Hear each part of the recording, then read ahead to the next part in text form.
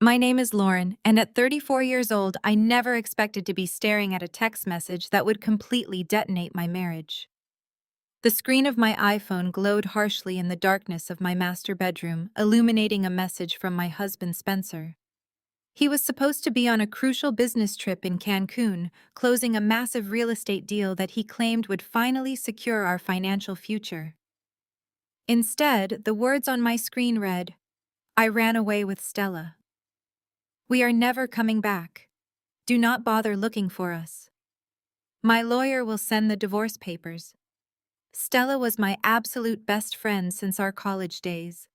She was the woman who had stood right beside me at my wedding, fixing my veil, and crying tears of joy. Most women would have dropped the phone in shock. Most women would have collapsed onto the floor sobbing uncontrollably and screaming into the empty void of their home. But I am a forensic accountant for one of the largest financial firms in Chicago. My brain is hardwired to process raw data, detect terrifying anomalies, and neutralize massive threats without a single shred of emotion.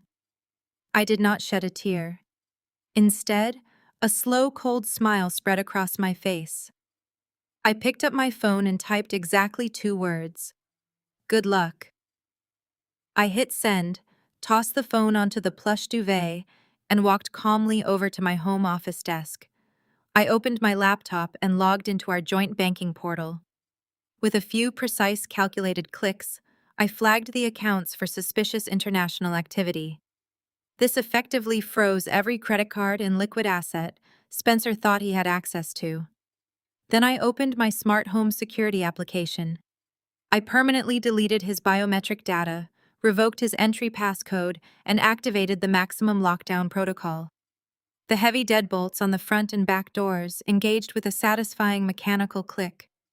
He thought he had completely blindsided me. He thought he had easily won. He had no idea what kind of nightmare he had just walked into. Before I take you through the incredible events of the next few hours, let me know where you are watching from in the comments below. Hit that like button and subscribe if you have ever had to stand up for yourself after a devastating betrayal by the people you trusted most. Trust me, you will want to hear every single detail of this story. Because I did not just sit back and let them destroy my life. I did not just get angry. I got them indicted. The very next morning at exactly 8 o'clock, a violent pounding shattered the peaceful quiet of my house. I was already awake, sipping black coffee at my kitchen island, dressed in my usual crisp pantsuit. I was meticulously reviewing a stack of printed financial ledgers. I calmly walked through the grand foyer and checked the security camera feed on the wall panel. It was not a delivery driver dropping off a package. 2 Chicago police officers stood on my front porch, their faces stern and uncompromising, their hands resting cautiously near their utility belts. I unlocked the reinforced door and pulled it wide open. "Good morning, officers. How can I help you?" I asked, my voice steady and completely professional. "Are you Lauren?" the older officer asked, stepping forward with a thick manila folder in his hand. "Yes, I am," I replied, meeting his gaze without flinching. "Ma'am, we have a search warrant for these premises." He held up the paperwork, the official seal of Cook County gleaming in the crisp morning light. "We also need you to come with us to the precinct for questioning immediately. You are currently the prime suspect in an active investigation regarding the embezzlement of $250,000. The heavy words hung in the cold morning air. Embezzlement. $250,000. My husband, thousands of miles away in a tropical paradise with my former best friend, had not just run away to start a new life. He had launched a vicious preemptive strike against me. He had called the authorities all the way from Mexico and accused me of draining our life savings out of pure spite and jealousy. The younger officer placed his hand firmly on the doorframe, looking at me with a confusing mixture of pity and deep suspicion. "Your husband filed a formal report early this morning. He claims you illegally transferred $250,000 from your joint business account into an offshore entity to exact revenge for personal marital issues. We need to secure any electronic devices, laptops, and financial records in this house right now." I stood there on the porch, taking in the sheer magnitude of his audacious lie. Spencer had actually believed he was smart enough to frame a woman who caught white-collar criminals for a living. He genuinely thought he could steal the money to fund his lavish new life with Stella, pin the blame on the bitter and abandoned wife, and leave me rotting in a jail cell while they sipped expensive margaritas on the beach. I stepped aside and gestured gracefully into my spacious living room. "Please, gentlemen, come right in. You will find my work laptop on the dining table, along with a stack of bank statements I printed out just an hour ago. I have absolutely nothing to hide." As the officers moved past me, their heavy boots thudding against my pristine hardwood floors, I felt no panic.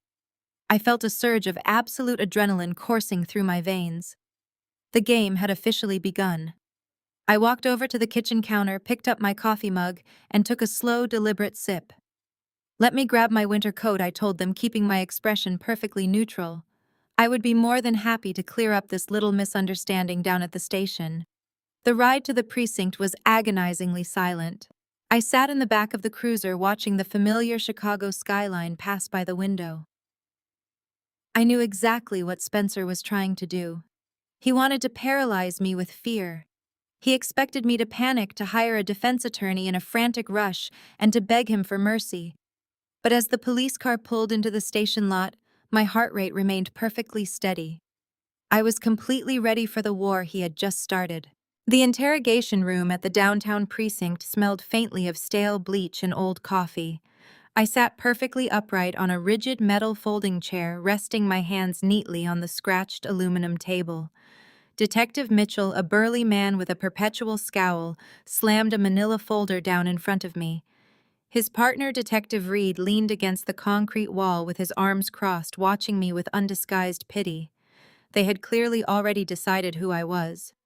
In their eyes, I was the classic scorned wife, an emotionally unstable woman who had just discovered her husband had fled to Mexico with another woman, lashing out in a blind, destructive rage to ruin his life. Mitchell opened the folder and slid a printed bank statement across the cold table. The paper detailed a massive transfer of $250,000 moved out of Spencer and my joint savings account just before midnight. The destination was an offshore limited liability company registered in the Cayman Islands. The name on the registration documents was mine. "Lauren, we know you are hurting right now," Mitchell said, his voice dripping with forced, patronizing sympathy. "We know your husband left you for someone else. We understand that finding out about an affair can make people do crazy, desperate things. But stealing $250,000 is a severe felony. Spencer contacted us directly from his resort in Cancun this morning. He provided these exact statements. He wants to press charges." I looked down at the documents, my face completely impassive. I did not cry, and I certainly did not confess to their fabricated narrative. Instead, I carefully analyzed the printed numbers. As a forensic accountant, my daily life revolves around tracking illicit funds, uncovering shell companies, and exposing corporate fraud. Looking at this clumsy, poorly executed wire transfer was almost insulting to my professional intelligence. Spencer had genuinely thought printing my maiden name on a foreign business registry would be enough to outsmart me. "Would you gentlemen like some coffee?" I asked pleasantly, completely ignoring his accusation. I noticed a machine in the hallway. "We are going to be here for a while, and you both look exhausted," Reed scoffed, stepping away from the wall. "This is not a social visit, ma'am. Your husband is terrified. He claims you emptied his life savings, leaving him absolutely stranded because you were jealous of his new relationship. We need a formal confession before things get much worse for you." I smiled thinly, tapping a manicured fingernail against the bank statement. "My husband is many things, Detective Reed. He is a narcissist, a liar, and a terrible real estate broker. But he is certainly not stranded, and this money was never his life savings." I leaned forward, my tone dropping to an icy, calculated whisper. "I highly recommend you review the encrypted digital signature on that specific wire transfer before you make any more ridiculous assumptions. You might find the truth incredibly surprising." As Detective Mitchell continued to drone on about standard legal procedures and the severe consequences of federal theft, my mind temporarily drifted away from the bleak interrogation room. I found myself silently reflecting on the deeply suffocating image-obsessed family I had foolishly married into 5 years ago. My mother-in-law Brenda was the undisputed matriarch of their toxic ecosystem. She was a woman who measured human value strictly by country club memberships, designer labels, and fake aristocratic pedigrees. From the very moment Spencer introduced us, Brenda made absolutely no secret of her overwhelming disdain for my hardworking middle-class background. She constantly belittled my demanding corporate career, claiming that real women did not ruin their complexions by staring at financial spreadsheets all day. In Brenda's heavily skewed reality, the only acceptable path to true success was marrying into generational wealth and hosting extravagant charity galas. Her primary weapon of choice against me was always Stella. Stella had been Spencer's childhood friend and unfortunately my closest confidant during our university years. She was undeniably beautiful, devastatingly pragmatic, and completely allergic to actual hard work. Brenda absolutely adored her. To my deeply manipulative mother-in-law Stella was the picture of perfect elegance, the exact daughter-in-law she had always desperately wished she had.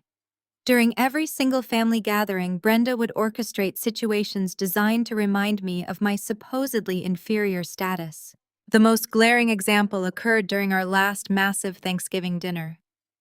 Despite the fact that I had personally funded the entire luxurious event, Brenda deliberately assigned me a seat at the very far end of the long mahogany dining table right next to the swinging kitchen door. Meanwhile, she positioned Stella directly to Spencer's right, treating her like the actual lady of the house. I can still vividly recall Brenda raising her crystal champagne flute that evening, her eyes locking onto mine with a sickeningly sweet smirk. She delivered a passive-aggressive toast, loudly declaring how incredibly grateful she was for true elegance, proper breeding, and the kind of effortless grace that money simply could not buy. She spent the rest of the agonizing night reminiscing about Spencer and Stella's shared childhood memories, completely ignoring my existence. The bitter irony of that evening and of our entire marriage was a massive financial paradox that only I fully understood. Spencer paraded around his wealthy social circles in a brand new Porsche, desperate for upper-class approval, portraying himself as a highly successful commercial real estate tycoon.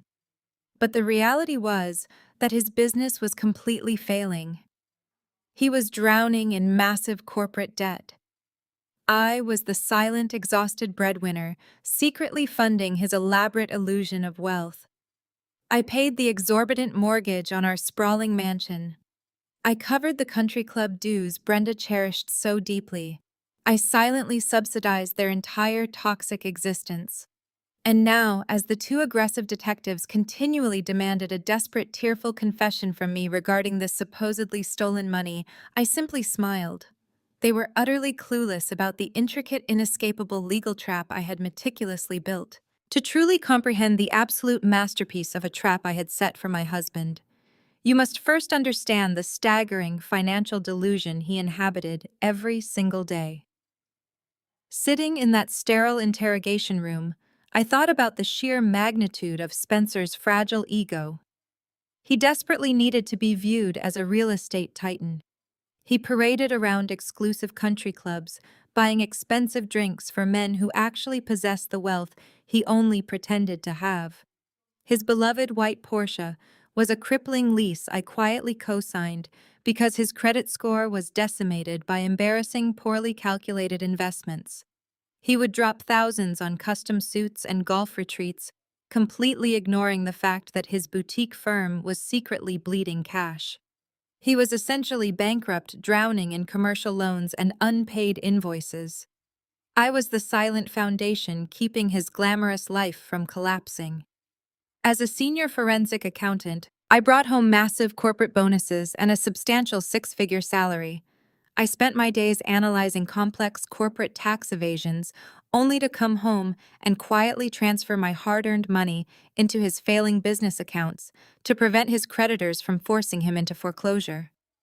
I was the ultimate silent breadwinner, funding the magnificent illusion of his wealth while receiving absolutely zero gratitude. Instead of appreciation, I was subjected to the endless suffocating insults of his mother. Brenda was willfully ignorant of her son's spectacular financial failures. She preferred to live in a fantasy world where Spencer was a brilliant tycoon, and I was merely a cold, unfeeling corporate drone who failed to provide him with proper domestic bliss. Whenever I worked late to cover another one of his massive financial blunders, Brenda would inevitably drop by our house to leave passive-aggressive notes or confront me directly. She would look me up and down, her eyes filled with thinly veiled disgust, and confidently declare that career women make terrible wives. According to Brenda, a successful man like Spencer needed a soft, nurturing place to land at the end of the day, not a ruthless wife who cared more about spreadsheets and tax codes than cooking a proper meal or providing him with heirs. I swallowed her insults day after day entirely to protect the fragile ego of a man who was spending my money and plotting my ruin. I paid the astronomical property taxes on the mansion Brenda loved to boast about. I subsidized their entire reality. Yet the more money I poured into fixing Spencer's disastrous mistakes, the more resentful he became. My financial competence became a constant glaring reminder of his own utter inadequacy. He hated me for saving him. And instead of working harder to fix his failing business, he sought validation in the arms of a woman who was perfectly willing to blindly adore him as long as the champagne kept flowing. That woman, of course, was Stella. If Spencer was the golden child of his toxic family, Stella was the shimmering, flawless accessory Brenda had always wanted for him. The horrifying dynamic between the three of us reached its absolute breaking point during a highly specific, deeply humiliating family event. It was our annual Thanksgiving dinner hosted at our sprawling estate. Naturally, I had paid for the entire extravagant catered feast from the imported truffles to the vintage wine, but Brenda had completely taken over the hosting duties as if she owned the property. I had arrived at the dining room slightly late because I was upstairs frantically finalizing a legal response to an IRS audit notice Spencer had carelessly ignored for months. When I finally walked into my own grand dining room dressed in a simple tailored dress, I stopped dead in my tracks. Brenda had completely rearranged the seating chart. She had directed me to sit at the very far end of the long mahogany table, squashed right next to the swinging kitchen doors, where the catering staff rushed in and out. Meanwhile, she had placed Stella directly next to Spencer at the head of the table. Stella was wearing a stunning, incredibly expensive silk gown that I later discovered Spencer had purchased for her using my credit card rewards. She was laughing brightly, touching Spencer's arm, and holding court with his extended family as if she were the actual lady of the house. I quietly took my humiliating seat by the kitchen door, watching the grotesque performance unfold. The ultimate insult came when Brenda stood up to deliver the holiday toast. She raised her crystal glass, the diamonds on her wrist catching the light, and deliberately looked right past me. She smiled warmly at Stella and then at her son. She loudly praised Stella for her impeccable taste, her gentle nature, and her effortless ability to make everyone around her feel so special. Then, with a chillingly sweet smile, Brenda looked directly into my eyes and openly wished that Spencer had married someone with Stella's grace. She actually said those exact words in front of 20 guests. She claimed that true elegance could not be bought with a corporate salary, clearly mocking my demanding career. Spencer did not defend me. He simply chuckled, raised his glass toward Stella, and took a long sip of wine. Stella gave me a pathetic, entirely fake smile of sympathy from across the room. In that singular, crystal-clear moment, listening to the clinking of glasses and the laughter of a family I had completely funded, I realized exactly what I was to them. I was not a wife. I was not a daughter-in-law. I was nothing but an automated teller machine. I was the financial host organism they were bleeding dry. Sitting in that bleak police interrogation room, remembering the sheer audacity of their cruelty, I felt a deep, profound sense of satisfaction. They had spent years treating me like a scapegoat, assuming my silence was a sign of weakness. They assumed my logical nature meant I was too passive to ever fight back. They had mistaken my quiet observation for blind compliance. They thought they could easily discard me the moment Spencer secured enough of my money to fund his new life with his perfect mistress. They were about to learn a very hard, very permanent lesson about what happens when you push a forensic accountant past the point of no return. Detective Mitchell loudly cleared his throat, snapping my attention back to the bleak reality of the interrogation room. He leaned his heavy frame over the scratched aluminum table, tapping a thick, calloused finger directly onto the center of the printed bank statement. He wanted me intimidated. He wanted me to break down and confess to the narrative my husband had so carefully spun from a luxury resort in Cancun. I looked down at the paper. It was a standard wire transfer confirmation receipt. The document showed an outgoing transaction of exactly $250,000. The funds had been swiftly moved from a joint savings account Spencer and I supposedly shared into a newly formed offshore limited liability company registered in the Cayman Islands. The beneficiary name printed in bold ink on the receiving account was my exact maiden name. According to Spencer, he woke up in Mexico this morning, tried to pay for a romantic breakfast with Stella, and found his credit cards completely declined. He immediately contacted the local authorities, playing the role of the terrified, victimized husband. He told the Chicago police that I had finally discovered his secret affair and completely snapped. He painted a picture of a hysterical wife who decided to drain his business capital out of pure spite, intentionally moving money overseas to leave him penniless and stranded. Detective Reed stepped away from the concrete wall, shaking his head. "We have the transfer logs, Lauren. We have the receiving account registered entirely under your maiden name. We have a clear, documented motive. Jealousy makes smart people do incredibly reckless things. Your husband is ready to press federal charges. If you confess right now, we can talk to the district attorney about a plea deal. Maybe you pay the money back and you avoid serving major prison time." I stared at the two detectives. They were so confident in their completely fabricated storyline. They looked at me and saw an emotionally devastated woman who had acted on impulse. They did not see the meticulous, highly trained financial investigator who spent 40 hours a week tracking sophisticated international money laundering rings. I reached across the table and pulled the wire transfer confirmation closer to me. I did not tremble. My breathing remained slow and controlled. I smoothly adjusted my glasses, examining the document with the detached precision of an auditor reviewing a routine tax filing. "You gentlemen are operating under the assumption that I am a woman who acts on raw emotion," I said, keeping my voice absolutely steady. "You believe that finding out about my husband running away with my best friend drove me to commit a massive, easily traceable felony.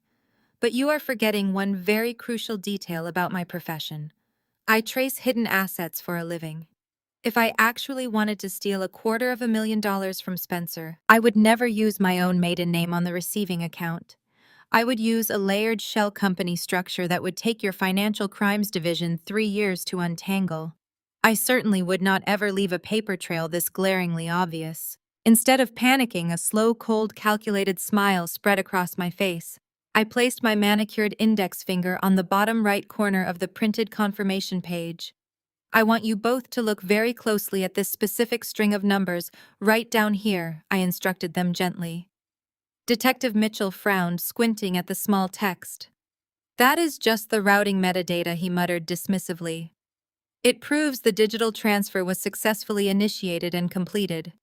I shook my head slightly, maintaining my calm composure. "It is not just routing metadata. That specific alphanumeric string contains the IP address and the MAC address of the exact device that initiated the wire transfer. This is a digital footprint, and there is a massive anomaly sitting right in front of your eyes." The detectives exchanged a quick, uncertain glance. The absolute certainty in my voice was clearly beginning to crack their preconceived narrative. "Spencer thought he was a genius," I continued, my tone smooth and analytical. He set up this offshore account weeks ago using my old personal information. He waited until he was out of the country to initiate the transfer, assuming that the timeline would perfectly frame me as the bitter, abandoned wife acting out in revenge. He wanted you to arrest me today, so I would be too busy fighting a felony charge to fight him in divorce court. I paused, letting the silence stretch for a long, uncomfortable moment. But as I said, Spencer is a terrible businessman. He is sloppy. He failed to realize that IP addresses are geographically bound and device-specific. I leaned back in the rigid metal chair and gracefully crossed my legs. I am not going to give you my official recorded statement just yet. What do you mean? Detective Reed demanded, his professional patience clearly wearing incredibly thin. We have enough evidence to officially book you right now. I checked the sleek silver watch on my wrist. I mean that I need you to wait exactly 15 minutes, because right at this very moment, my mother-in-law Brenda is speeding down the interstate. She is dragging her personal real estate attorney along with her. She fully intends to burst through those doors, scream about what a failure I am, and force me into signing over the deed to my house as restitution for the money I supposedly stole from her precious son. My sister-in-law Naomi just texted me that they are pulling into the visitor parking lot right now. I looked directly into Detective Mitchell's eyes, my smile widening into something sharp and dangerous. I want her sitting in this exact room when I give my statement. I want her to be fully present when I explain exactly what this digital footprint means. Because what happens next is going to completely destroy her entire world, and I absolutely refuse to let her miss a single second of the presentation. To understand how I built a trap so flawlessly calibrated that it would eventually force federal agencies to do my dirty work for me, we have to rewind the clock exactly 6 months. The entire foundation of Spencer's spectacular downfall began on a completely mundane Tuesday evening in late October. I was sitting in my home office nursing a glass of sparkling water running through our quarterly household financial maintenance. Spencer had always been notoriously careless with his paperwork. He treated his credit limits like free money and viewed interest rates as a problem for his future self. As a forensic accountant, I naturally managed all our major asset allocations, ensuring his massive spending habits did not entirely bankrupt us. That night, I was logging into his business travel rewards portal to consolidate our airline miles for our upcoming anniversary trip to Cancun. Spencer had recently returned from a supposedly grueling commercial real estate symposium in Aspen, Colorado. He had complained incessantly about the endless seminars and networking dinners. However, when I pulled up the raw data export of his rewards ledger, my trained eyes caught a glaring mathematical inconsistency. The points accrued during his Aspen trip did not align with the algorithm of a standard corporate booking.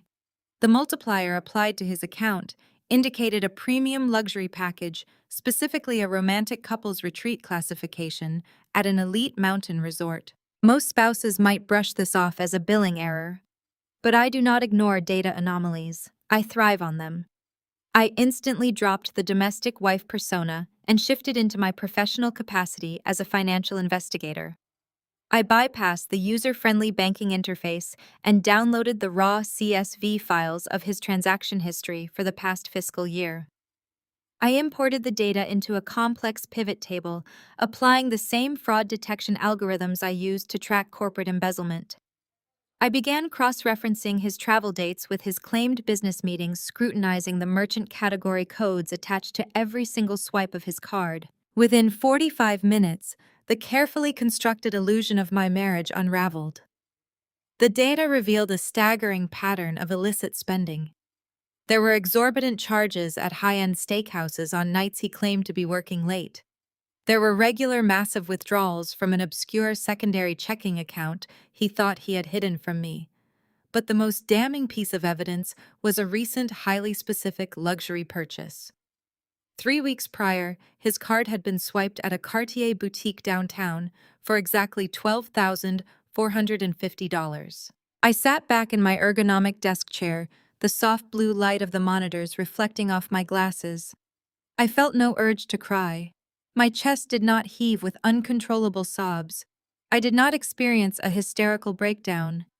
Instead, I felt a strange, chilling sensation wash over my entire body. My heart rate actually slowed down. My breathing became incredibly measured and precise. The betrayal was no longer an emotional concept.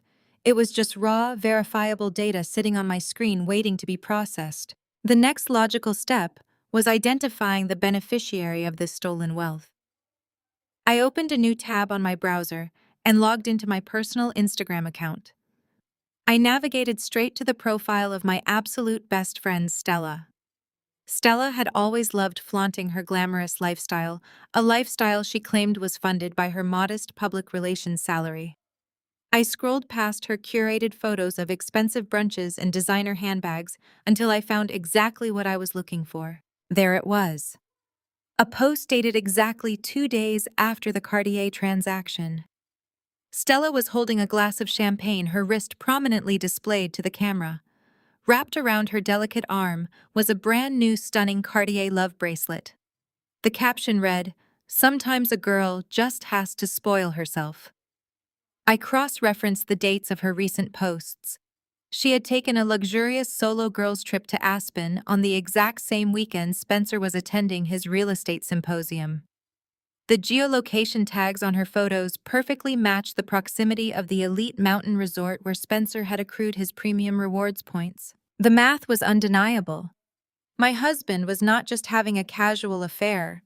He was actively draining my hard-earned financial resources to fund a secret lavish life with the woman who had stood beside me as my maid of honor. They were laughing at me. They were using my grueling 60-hour work weeks, my massive corporate bonuses, and my blind trust to finance their ultimate betrayal. I closed my laptop and walked over to the large bay window overlooking our perfectly manicured front lawn. A normal woman would have printed those statements, marched into the bedroom, thrown the papers in his face, and demanded an immediate divorce. But a divorce was too simple. A divorce meant mediation. A divorce meant sitting in court while Spencer played the victim, claiming his failures entitled him to my retirement accounts. Divorce meant Brenda would finally get what she wanted. She would comfort her precious son, blame me for driving him away, and eagerly welcome Stella as the perfect daughter-in-law. I refused to let them walk away with a single dollar of my money, and I absolutely refused to let them walk away with their reputations intact. They had made a fatal miscalculation. They assumed my silence equaled stupidity. They assumed my dedication to my career meant I was oblivious to their deception. Standing by that window, staring out into the dark Chicago night, I made a very clear, irrevocable decision. Divorce was completely off the table. Divorce was an escape route, and I was going to seal every single exit. I did not want a separation. I wanted total, utter annihilation. I was going to construct a financial labyrinth so incredibly complex and legally devastating that by the time Spencer realized he was trapped, the federal government would be placing him in handcuffs. The next morning, the sun rose over Chicago, bringing a biting cold that perfectly matched my mindset. A financial takedown of this magnitude required more than accounting skills. I needed a legal architect to draft exact contracts and liability transfers, ensuring Spencer crossed the line from a marital dispute into a federal crime. I needed a lawyer who was absolutely ruthless. More importantly, I needed someone who hated Brenda as much as I did. There was only one person on the planet who fit that description. I sent a secure message to my sister-in-law, Naomi. Naomi is a brilliant 35-year-old corporate attorney married to Spencer's brother. As a highly successful African-American woman who had fought for every ounce of power she held, Naomi possessed a commanding presence. In court, she was a force of nature. But within my husband's family, she was constantly subjected to toxic behavior. For years, Naomi endured Brenda's disguised racism and endless microaggressions. During dinners, Brenda made inappropriate comments about Naomi's hair or demanding career, wrapping her insults in fake hospitality. Brenda constantly implied Naomi was too intimidating and lacked the delicate grace Stella effortlessly projected. Naomi and I always shared a quiet solidarity at those awful family gatherings. We were two successful outsiders funding the lives of mediocre men bound together by our mutual disdain for Brenda's exhausting pageantry. If I was going to burn this family to the ground, Naomi was the only person I wanted holding the matches. We met that afternoon in a private booth at a downtown steakhouse where secrets stayed hidden. Naomi arrived wearing a flawless emerald green suit, carrying a leather briefcase. She ordered a martini and looked at me with piercing, intelligent eyes. "You look different, Lauren," she noted immediately. "You do not look like a woman who just worked a 60-hour week to pay her husband's country club dues. You look like a woman who just found a loaded gun." I slid a thick manila folder across the polished oak table. "I did not just find a gun, Naomi. I am building a bomb. I need you to help me design the detonator." Naomi opened the folder. Inside were the printed spreadsheets, credit card statements, Cartier receipt, and geolocation data, linking Spencer and Stella's romantic getaway to Aspen. She did not gasp. She simply reviewed the documents with the cold, clinical efficiency of a top-tier litigator. She flipped through the pages, her eyes scanning the numbers, processing the betrayal with analytical precision. She closed the folder and rested her hands on top of it, her expression completely unreadable. "Spencer is sleeping with Stella," she stated, summarizing the data perfectly. "And he is using your corporate bonuses to fund the affair, while his own real estate business inches closer to total bankruptcy." "Exactly," I replied calmly. "And he is planning to leave me. He is moving small capital around, building a war chest to run away with her and leave me holding the bag for his corporate debts." Naomi let out a short, sharp laugh devoid of any humor. "Of course he is. Spencer has always been a coward who runs from his failures. Brenda will absolutely applaud him for it. She will spin a beautiful narrative about how you drove him into the arms of his true love because you were too obsessed with your career. She will throw a massive party the day the divorce is finalized." "Not if I strike first," I said, leaning across the table. "I do not want a divorce settlement. I want to build a financial labyrinth. I want to leave a massive pile of money sitting right in front of him, tied to a trap so legally complex that when he takes the bait, he commits a federal crime. I can handle the accounting and track the money, but I need you to draft the corporate structures, the waivers, and the liability transfers. I need you to make sure my hands are completely clean and his fingerprints are all over the crime scene." Naomi picked up her martini glass and twirled it slowly. She looked out the window at the busy Chicago street. I could see the wheels turning in her brilliant mind. She was calculating the risks, weighing the legal implications, and picturing the absolute devastation this would bring down upon her mother-in-law.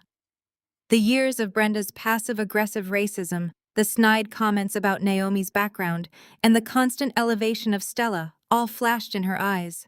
When Naomi looked back at me, there was a fierce, dangerous glint in her gaze. "Brenda asked me at Thanksgiving if my natural hair was a political statement," Naomi said, her voice dropping to a deadly whisper. "She asked it right in front of the entire family, and Spencer just laughed. They have spent years taking our money, disrespecting our careers, and treating us like an automated bank to fund their delusions of grandeur." She reached across the table and grasped my hand. "Lauren, I am not just going to help you orchestrate this downfall. I am going to make sure the contracts are so incredibly airtight that not even the most expensive defense attorney in Chicago will be able to save him. We are going to strip Spencer of his freedom, and we are going to strip Brenda of the only thing she cares about, her money and social standing." In that quiet booth, our unbreakable, formidable alliance was officially forged. We spent exactly 3 hours mapping out the legal and financial architecture of Spencer's doom.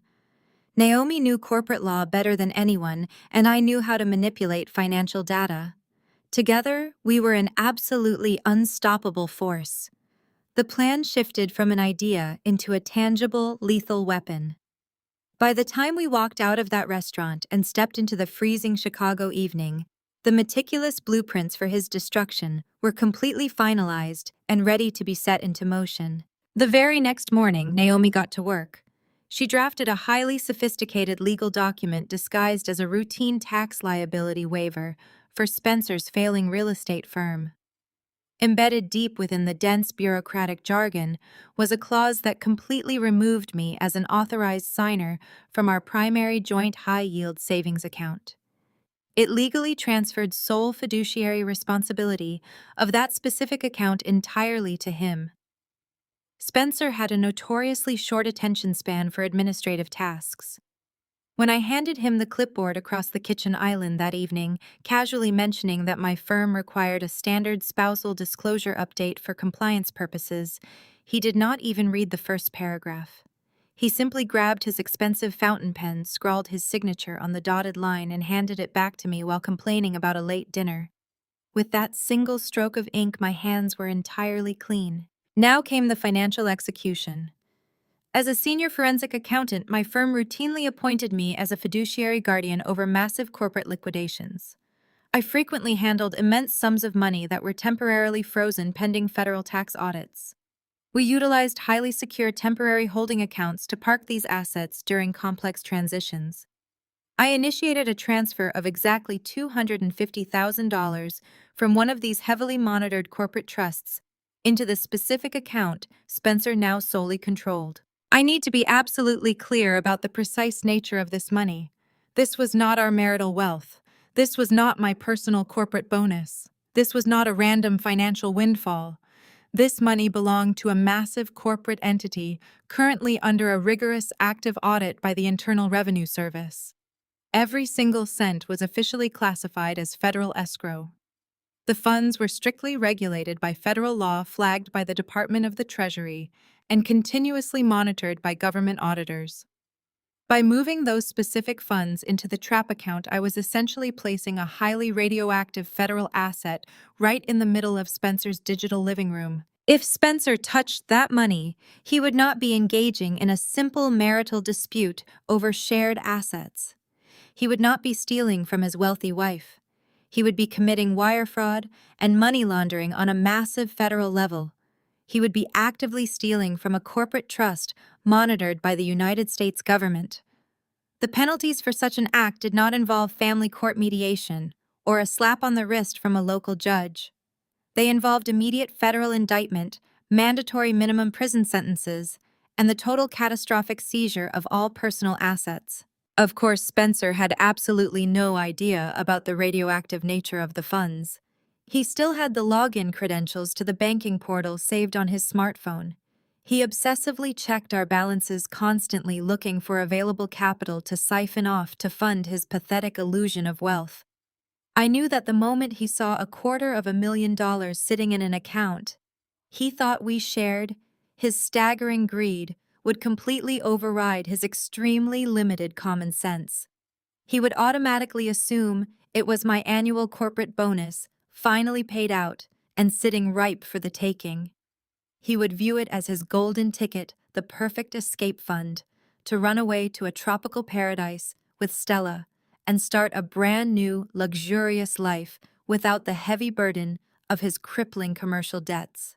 To ensure he took the bait, I had to make the money look incredibly vulnerable. I deliberately logged into the banking system and downgraded the internal security protocols. I temporarily disabled the two-factor authentication requirement for international wire transfers. I removed the standard daily withdrawal limits. I paved a smooth, completely unobstructed digital highway leading directly from that holding account to whatever offshore destination he eventually chose. I made it so incredibly easy to steal that an opportunistic coward like Spencer would find it absolutely irresistible. The psychological warfare over the next few weeks was almost as satisfying as the financial trap itself. I watched Spencer carefully. His entire demeanor shifted the exact moment he noticed the massive influx of cash on his banking app. He became suddenly cheerful, whistling a bright tune while he made his morning coffee. He started leaving the house earlier and returning later, claiming he was closing a massive commercial warehouse deal downtown. I knew he was actually spending his afternoons with Stella, making grand sweeping plans for their illicit future, completely intoxicated by the prospect of stealing $250,000. He truly thought he was a brilliant criminal mastermind orchestrating the perfect financial heist. He would look at me across the dinner table with a smug, secretive glint in his eyes, silently gloating over his impending victory. He genuinely believed he was looking at an overworked, oblivious woman who was about to be left completely destitute and heartbroken.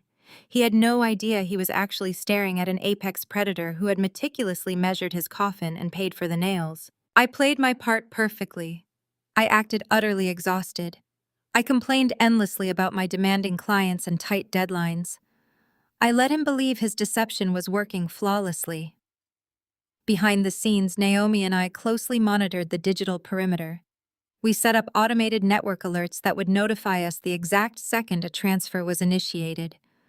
Every single piece of the puzzle was locked firmly into place. The legal waivers were signed and officially filed. The federal escrow funds were perfectly positioned. The digital security barriers were lowered. All that remained was for Spencer to let his overwhelming greed guide his hand to the keyboard. The trap was set, spring-loaded, and patiently waiting for the rat to reach for the cheese. The day before the infamous text message arrived, the absolute peak of Spencer's delusion played out right in our master bedroom. It was a crisp Thursday morning, exactly 24 hours before our highly anticipated 5th wedding anniversary. I had personally booked and paid for an extravagant, all-inclusive 2-week vacation to a luxury resort in Cancun. I had secured first-class airline tickets, reserved a private beachfront cabana, and arranged for a private car service to take us to the airport. But as I sat on the edge of the bed, supposedly packing my designer luggage, Spencer rushed into the room, performing the most pathetic theatrical display of fabricated panic I had ever witnessed. He aggressively rubbed his temples, letting out a loud, exaggerated sigh that was meant to convey immense professional burden. He threw his leather briefcase onto the mattress and looked at me with a perfectly rehearsed expression of deep regret. "Lauren, it is a complete disaster," he announced, his voice thick with fake anxiety. "The commercial warehouse deal downtown is completely falling apart. The investors are threatening to pull their capital, and the zoning board just issued a stop work order. I have an absolute massive real estate emergency on my hands. I have to fly down to Dallas immediately to meet with the primary stakeholders and salvage this entire project. We have to cancel the Cancun trip." I maintained my carefully constructed mask of a devastated, disappointed wife. I let my shoulders slump, looking down at my half-packed suitcase. "Spencer, our anniversary is tomorrow," I said, injecting just enough hurt into my voice to make it believable. "I have been looking forward to this break for months. Can it not wait just 1 week?" He immediately shifted into his defensive gaslighting routine. This was his favorite tactic. Whenever he was in the wrong, he aggressively turned the tables to make me feel guilty for simply having expectations. "You think I want to do this?" he snapped, shaking his head as if I were being entirely unreasonable. "I am trying to secure our financial future, Lauren. I am trying to build an empire for us, and you are guilt-tripping me over a vacation. This is exactly why my business is under so much pressure.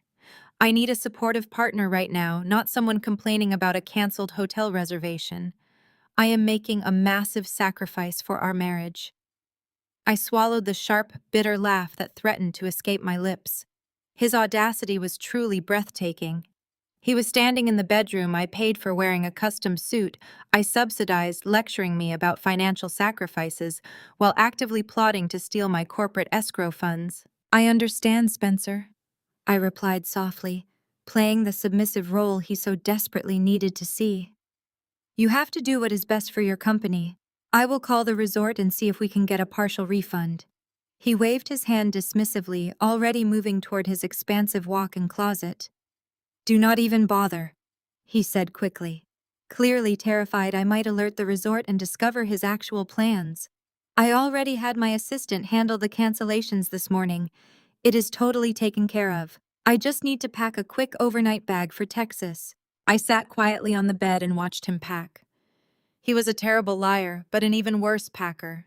He claimed he was flying to a conservative corporate boardroom in Texas, yet he was aggressively stuffing brand new, brightly colored linen shirts, expensive imported swim trunks, and a bottle of luxury cologne into his leather duffel bag.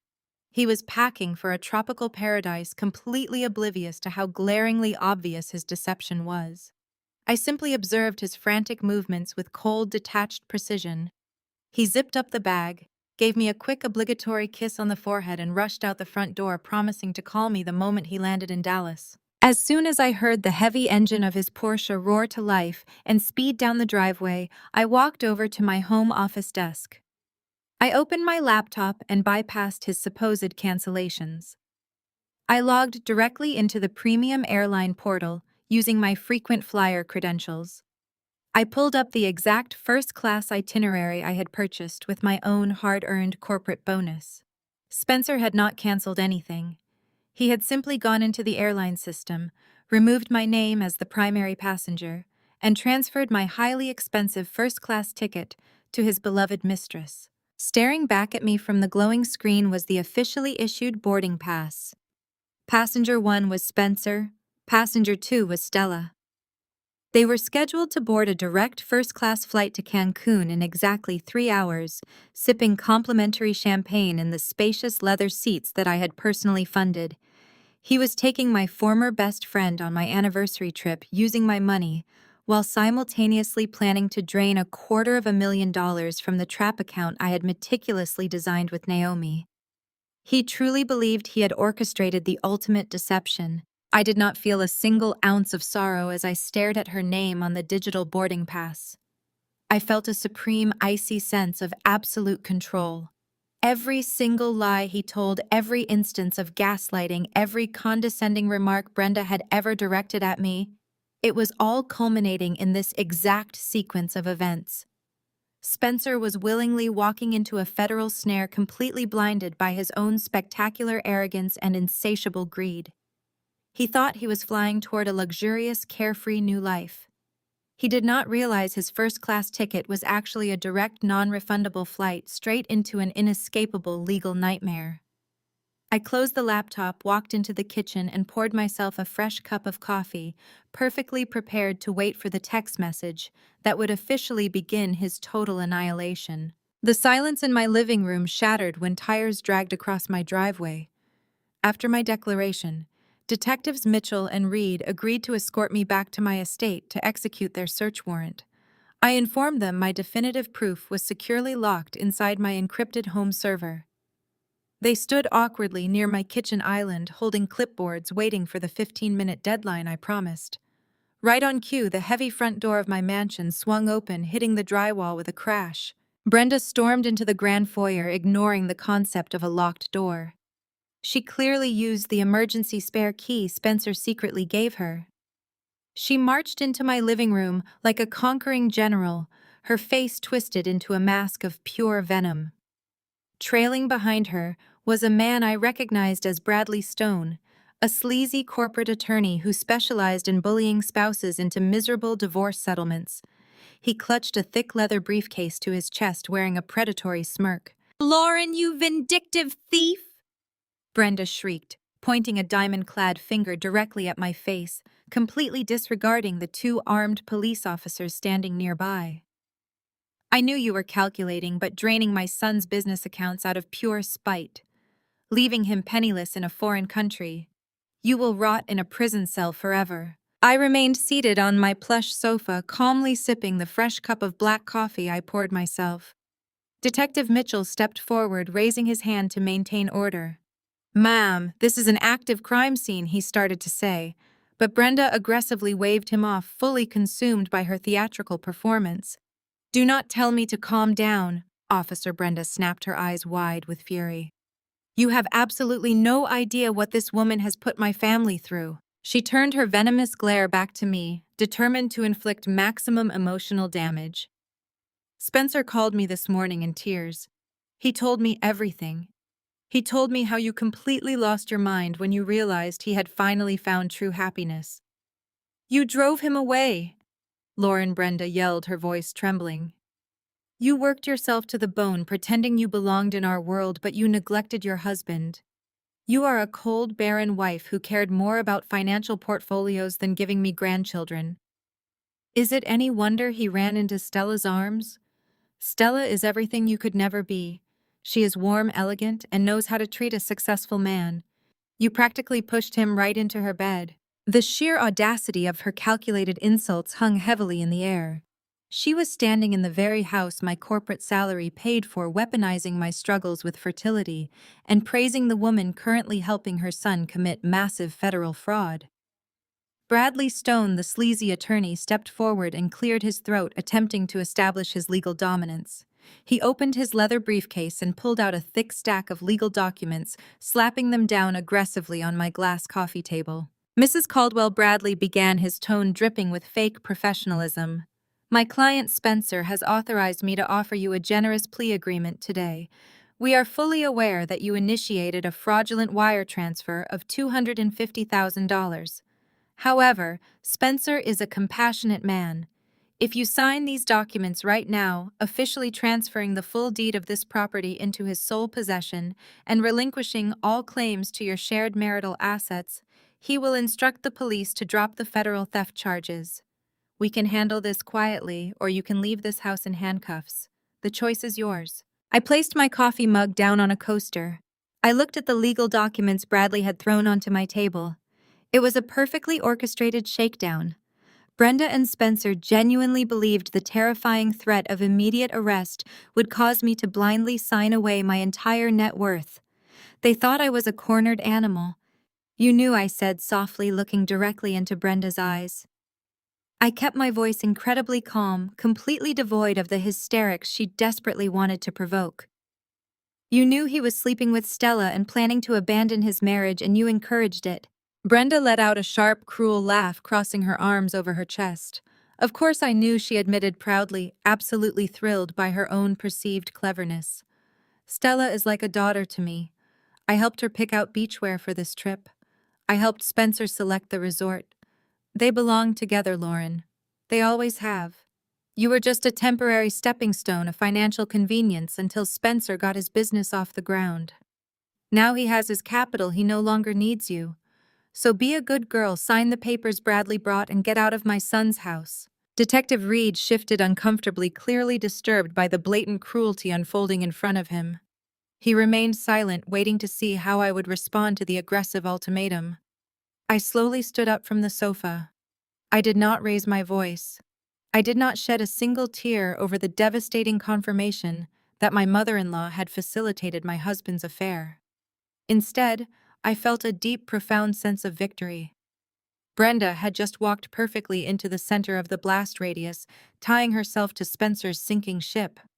She had openly admitted to conspiring with him, boasting about her involvement in front of 2 sworn police officers. I walked over to the glass coffee table and picked up the extortion documents Bradley had brought.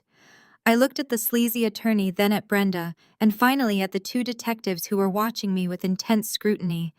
This was the exact moment I had been waiting for. The emotional manipulation was over. The financial trap had been completely ignored by their blinding arrogance. It was time to show them exactly what happens when you attempt to blackmail a forensic accountant in her own living room.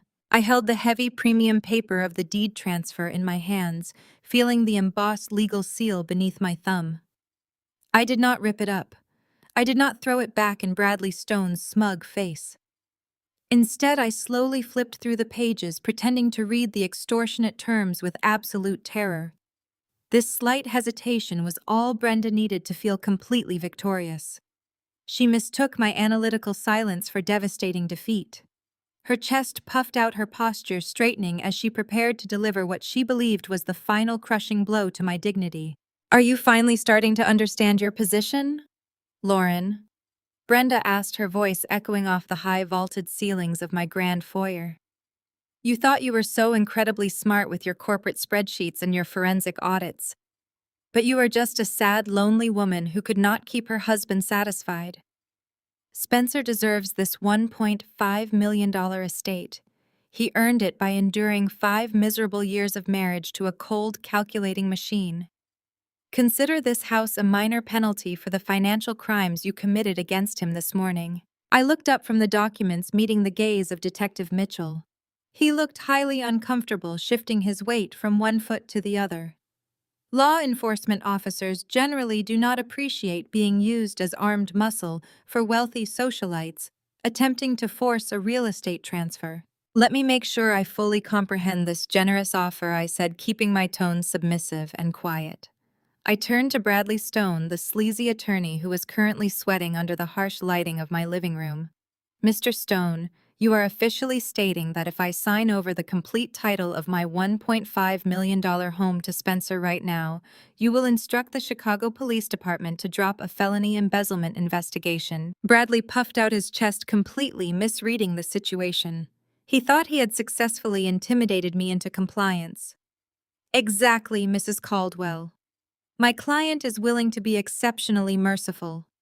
We view this property transfer as adequate restitution for the $250,000 you maliciously wired offshore. Sign the deed, hand over your keys, and these officers will walk out that door without placing you in handcuffs. We consider the matter permanently settled. I turned my attention back to Brenda. My mother-in-law was practically vibrating with malicious joy. "And you knew about this entire plan, Brenda?" I asked, letting my voice waver just a fraction to feed her massive ego. "You knew Spencer was taking my money and leaving with Stella." Brenda let out a sharp, triumphant laugh that grated against my ears. "Knew about it, Lauren. I orchestrated half of it." She took a step closer, invading my personal space, desperate to inflict as much psychological pain as possible. "Who do you think told Stella exactly what kind of perfume Spencer loves? Who do you think advised her to book that romantic ski lodge in Aspen last winter? I wanted him away from you. I wanted him with a woman who actually understands high society, a woman who knows how to host a proper dinner party instead of burying her face in a laptop every single night." She gestured wildly around my meticulously decorated living room, pointing at the expensive artwork and custom furniture my salary had completely funded. "Stella is going to love this space." Brenda continued, her eyes gleaming with absolute greed. "She already has plans to tear down those awful curtains you picked out. We are going to turn your home office into a proper nursery for my future grandchildren. You see, Lauren, Stella is actually capable of giving me heirs. You are nothing but a temporary bank account. And now that Spencer has the capital to start his new life in Mexico, your usefulness has officially expired." I nodded slowly, letting her words hang in the silent room. I glanced at Detective Reed. He was staring at Brenda with an expression of pure, unfiltered disbelief. He was a seasoned cop, and he was currently listening to a wealthy suburban housewife openly confess to aiding and abetting what she believed was a massive financial theft. "So, just to be absolutely clear," I said, my voice growing slightly stronger, shedding the fake submissiveness, "you are standing in my house admitting that you actively facilitated an affair. You are admitting that you knew my husband was planning to drain our bank accounts and flee to a foreign country. And now you have brought a lawyer into my living room to explicitly blackmail me. You are threatening me with a false felony arrest to extort a $1.5 million piece of real estate." Brenda rolled her eyes, scoffing loudly at my summary. "Call it whatever you want, Lauren. Call it blackmail. Call it extortion. I call it securing my family's rightful legacy. You stole my son's business capital this morning. You are a criminal. You have absolutely zero leverage here. The police work for the taxpayers, and my family pays significantly more taxes than you ever will." Detective Mitchell finally had enough. He stepped forward, his scowl deepening. "Mom," he said, his voice loud and authoritative, addressing Brenda. "You need to step back. The Chicago Police Department does not facilitate civil real estate transactions, nor do we drop felony charges in exchange for property deeds. That is not how the law works." Brenda spun around, glaring at the detective as if he were a disobedient servant. "Excuse me, officer, but you are here to do exactly what my son requested. You are here to arrest this woman unless she cooperates with our terms. Do not attempt to lecture me on the law in my own son's house." "It is not your son's house, Brenda," I said. The sudden razor-sharp edge in my voice caused everyone in the room to freeze. The performance was over. The trap had been fully set, and the prey was standing directly in the center of the kill zone. I tossed the extortion documents onto the glass coffee table with a loud, dismissive slap. "I am not signing your pathetic paperwork, Bradley. And Brenda, you are absolutely right about one thing. Someone in this room is a criminal who is about to lose absolutely everything. But it is not me." I turned my gaze back to the two detectives who were now watching me with intense, cautious curiosity. Gentlemen, I believe it is time I finally gave you my official statement regarding the missing $250,000. Before I could utter another word to the detectives, Brenda let out a loud, piercing shriek of absolute delight. She snatched her phone from her designer handbag, her eyes wide with a manic, victorious gleam. She tapped the screen, frantically turned the volume up to the maximum level, and practically shoved the device directly into my face. "You want to give an official statement, Lauren?" Brenda sneered, her breath smelling faintly of mint and vindictiveness. "Why do you not watch this first and see exactly what you are fighting against? See exactly why my son had to escape this miserable marriage." Playing on the bright screen was an Instagram video that Stella had posted just moments ago. The location tag at the top read, "Le Blanc Spa Resort Cancun." The video started with a sweeping panoramic view of a pristine white sand beach and crystal blue waters before panning back to a private luxury cabana. There sat Stella wearing an incredibly expensive designer bikini I recognized from my own stolen credit card statement. She held a massive, colorful cocktail in one hand and leaned luxuriously against my husband's chest. Spencer was wearing expensive linen, looking deeply tanned and obnoxiously pleased with himself. He kissed Stella on the cheek as she giggled into the camera lens. "Hey everyone," Stella chirped, her voice dripping with fake sweetness. "Just wanted to send a huge shout out to my absolute favorite girl, Lauren. Thank you so much for the reward, capital babe. We could never have started this amazing new chapter of our lives without your very generous contribution.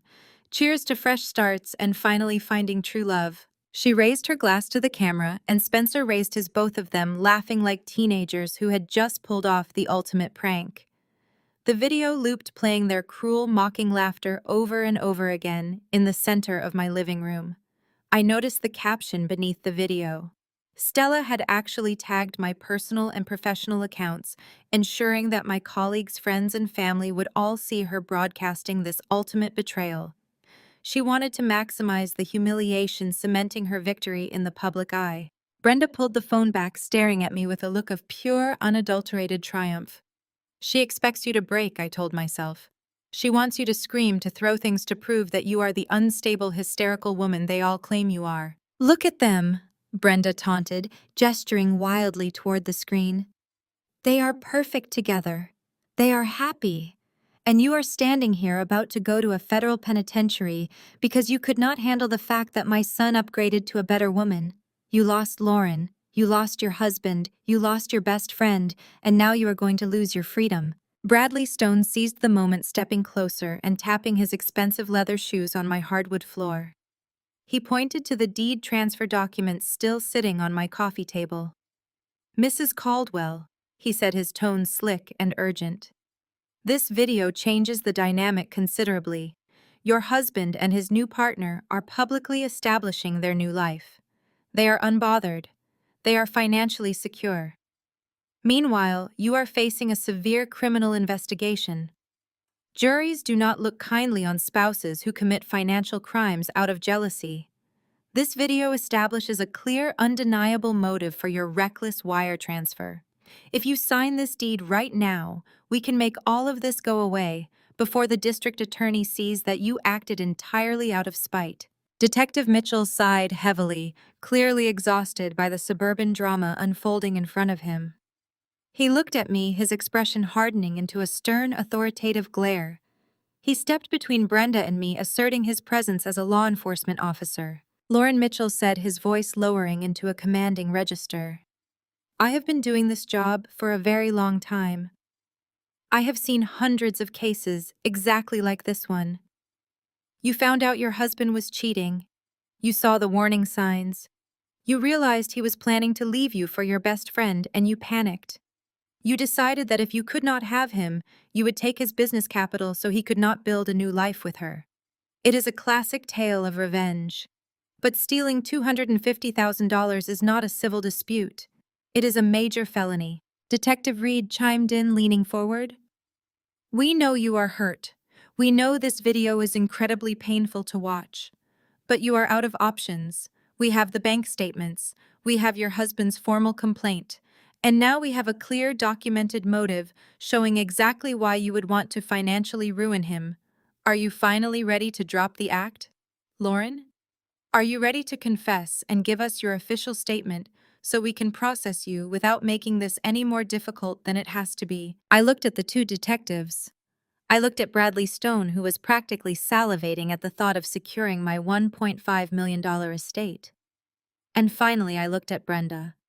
My mother-in-law was glowing with malicious pride, convinced she had entirely outsmarted me and secured her son's prosperous future. They all thought the Instagram video was the final nail in my coffin. They believed Stella's public gloating proved my desperate motive to commit a crime. But as a forensic accountant, I saw something completely different.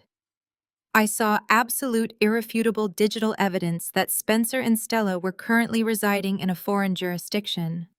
I saw undeniable proof that they were actively spending the funds they claimed I had stolen. That video was not my execution. It was the exact jurisdictional anchor I needed to trigger a federal cross-border investigation. I reached up and smoothly adjusted my glasses, feeling my heartbeat remain as steady and calm as a ticking clock. I did not raise my voice. I did not flinch. I simply allowed a genuine razor-sharp smile to spread across my face. "Yes, Detective Mitchell," I said, my voice cutting through the tension in the room like a perfectly honed blade. "I am absolutely ready to give you my official statement, and I highly suggest you ask Mr. Stone to sit down and take detailed notes, because the story you are about to hear involves federal statutes that are going to make this local police visit look like a simple parking ticket. Please have a seat," I commanded, gesturing gracefully toward the expansive leather sectional in the center of my living room. My voice carried a new authoritative weight that immediately shifted the power dynamic in the room. I was no longer playing the cornered, terrified wife. I was the financial investigator taking absolute control of the crime scene. Detective Mitchell and Detective Reed exchanged a wary, confused glance, but they remained silent and stepped back, allowing me to take the floor. Brenda scoffed loudly, rolling her eyes with intense dramatic flair, but she practically threw herself onto the sofa, crossing her arms defensively. Bradley Stone, her sleazy attorney, remained standing, clutching his leather briefcase, his eyes narrowing as he sensed a sudden shift in my demeanor. I walked over to the sleek media console beneath my 80-inch flat-screen television. I opened my laptop, typed in my encrypted password, and wirelessly cast my screen directly to the massive display. The television flickered to life, casting a bright, harsh glow over Brenda's irritated face. "Detective Mitchell." I began pacing slowly across the Persian rug, like a prosecuting attorney delivering an opening statement to a jury. "Your entire criminal investigation relies on one very specific foundational premise.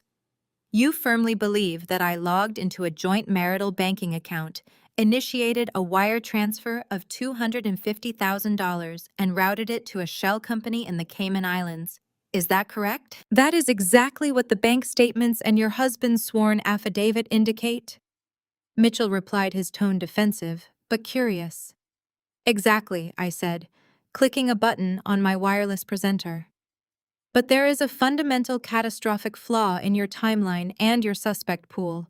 In order to electronically transfer $250,000 out of a high-yield savings account, the person initiating that transfer must actually possess legal verified authorization to access those funds." The screen behind me shifted. A high-resolution scan of a thick, multi-page legal contract appeared on the massive display. It was stamped with a state seal, dated and notarized. At the very bottom of the final page, displayed in massive, undeniable font, was Spencer's unmistakable, messy signature. "What is this?" Bradley Stone asked. He took a cautious step closer to the television, adjusting his suit jacket as he tried to read the dense legal jargon projected on the screen. "This," I announced, brightly maintaining my chilling smile, "is a legally binding relinquishment of fiduciary access. It was meticulously drafted exactly 35 days ago by a brilliant corporate attorney, and it was signed exactly 30 days ago by Spencer Caldwell himself." I clicked the presenter again, zooming in on Section 4, Paragraph 2 of the contract. I read the text aloud, ensuring every single syllable echoed clearly in the silent living room. "The undersigned Spencer Caldwell hereby accepts sole and exclusive fiduciary responsibility for the corporate savings account ending in 4829. Furthermore, the undersigned explicitly agrees to permanently revoke all access signing privileges and transactional authority previously held by Lauren Caldwell, effective immediately. The room went deathly silent. The only sound was the soft mechanical hum of the television monitor. "I do not understand," Brenda snapped, looking frantically from me to her lawyer. "Bradley, what does that mean? What is she talking about? What does that piece of paper have to do with her stealing Spencer's money?" Bradley Stone swallowed hard. The arrogant, predatory smirk had completely melted off his face. It was replaced by the pale, terrified realization of a lawyer who knows he just walked blindly into a legal slaughterhouse. It means, Bradley explained, his voice suddenly hoarse and quiet, that 30 days ago Lauren was legally removed from that specific bank account. She has absolutely no access to it. "Precisely," I said, turning my gaze to Bradley. "Spencer is a man who hates administrative chores. He finds reading contracts boring. When I handed him this document in our kitchen last month, I casually mentioned it was a standard tax liability waiver required by my firm for compliance purposes. He was entirely too busy planning his secret tropical getaway with Stella to actually read the fine print. He picked up his pen and signed it blindly. He legally locked me out of the very account he is now accusing me of draining." Detective Reed stepped closer to the television, pulling a small notepad from his uniform pocket. "If you were removed as an authorized signer 30 days ago, the banking portal would automatically reject any wire transfer request originating from your user profile. The system would not even let you view the balance, let alone move the funds. That is exactly how banking security protocols work." "Detective," I confirmed smoothly. "I could not have transferred that money even if I wanted to. The bank security matrix wiped my credentials a month ago. I have zero access to the account ending in 4829. Therefore, it is physically, digitally, and legally impossible for me to be the person who initiated that wire transfer last night." Detective Mitchell looked down at the printed bank statements he had brought with him, his heavy brow furrowed in deep confusion. "But Spencer's official police report specifically names you. He swore under penalty of perjury that you were the only other person with access to those funds. He said you did it to ruin him. Spencer committed perjury the moment he filed that police report." I stated, my voice ringing with absolute, undeniable authority. "He forgot he signed this document. He assumed my name was still on the account, so he thought he could effortlessly frame me for the missing funds. He engineered a sloppy, desperate narrative to cover his tracks, completely forgetting that he holds sole exclusive liability for every single dollar that moves through that portal." Brenda jumped up from the sofa, her hands shaking with uncontrolled rage. "You tricked him. You handed him a document and lied to his face about what it was." "That is fraud, Lauren. Bradley, tell the police she committed fraud. Arrest her right now." "Actually, Brenda," I corrected her, never losing my calm composure, "Spencer is a 35-year-old commercial real estate director. He signs binding legal contracts for a living. The law assumes that a licensed, educated professional reads the documents he signs. There was no coercion. There was no duress." I handed him a paper, and he simply saw a dotted line, picked up his pen, and signed his own death warrant. Bradley Stone silently began packing his blank legal pads back into his leather briefcase. He recognized a losing battle. He knew that this notarized document completely obliterated Spencer's entire police report. There was no domestic dispute. There was no scorned wife seeking revenge. There was only a man who had brazenly lied to the Chicago Police Department. "So," Detective Reed said, running a hand over his face in disbelief, "if you did not move the $250,000 and you do not have access to the account, then who authorized the massive wire transfer to the Cayman Islands?" "That is the brilliant part, Detective," I replied, clicking to the next slide on my presentation. "Because to move that kind of capital, the banking system requires the sole authorized signer to physically input his passcode pass, a security prompt, and digitally approve the release of funds. The only person on this planet with the legal authority and the digital clearance to move that money is Spencer Caldwell." Brenda gasped, clutching her designer pearls as if she could not breathe. "No.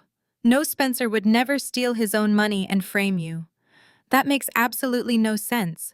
Why would he steal his own money? It makes perfect sense when you realize he needed a convenient scapegoat to cover up a much bigger, much more dangerous crime, I said, preparing to deliver the next devastating blow. You see, Brenda, your son thought he was stealing his own business capital.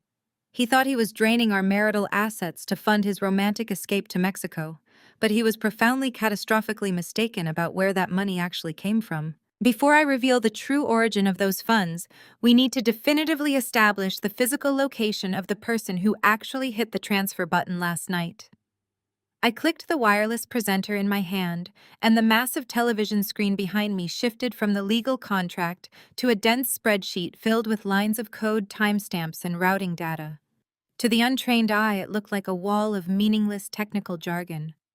But to a forensic accountant, it was a perfectly painted map of my husband's spectacular stupidity. "Detective Mitchell," I said, maintaining my completely even tone. "The bank statements Spencer forwarded to your department this morning were highly redacted PDFs. He deliberately cropped out the institutional metadata because he thought it would streamline his false police report. But banking institutions do not simply move $250,000 without keeping a rigorous microscopic record of the exact digital environment that authorized the transaction.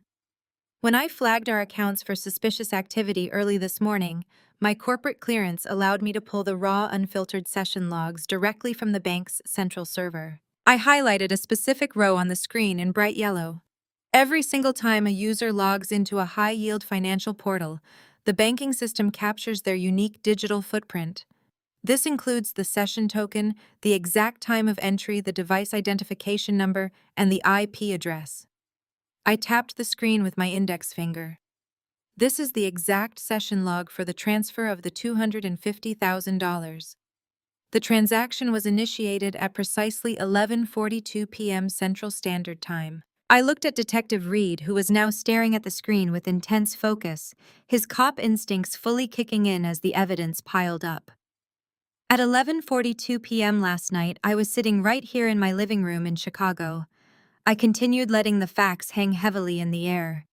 However, the IP address registered on this banking session did not originate from anywhere in the state of Illinois. It did not even originate from anywhere inside the United States. I clicked the presenter again. The screen transitioned to a geographic IP tracking map displaying a bright red pin dropped directly onto the eastern coast of Mexico. The digital origin point for this massive wire transfer traces back to an internet service provider in Quintana Roo, Mexico. More specifically, the data packets were routed through a private, dedicated guest network.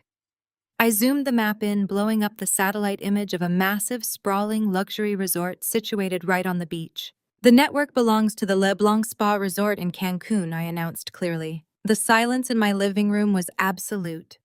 Bradley Stone physically took a step back, his eyes darting frantically between the television screen and the two police officers. He was a ruthless divorce attorney, but he was not an idiot. He knew exactly what this meant. His client had lied to him. His client had filed a fraudulent police report, wasted law enforcement resources, and attempted to use a sworn officer of the law to extort property from an innocent woman. Brenda shook her head violently, her face flushing a deep, angry crimson. "That proves nothing," she stammered, pointing an accusing finger at me. "You could have used a VPN. You could have bounced your internet connection through Mexico to make it look like Spencer did it. People hide their locations on the internet all the time. You are trying to frame my son." I smiled thoroughly, enjoying her desperate attempt to salvage her crumbling reality.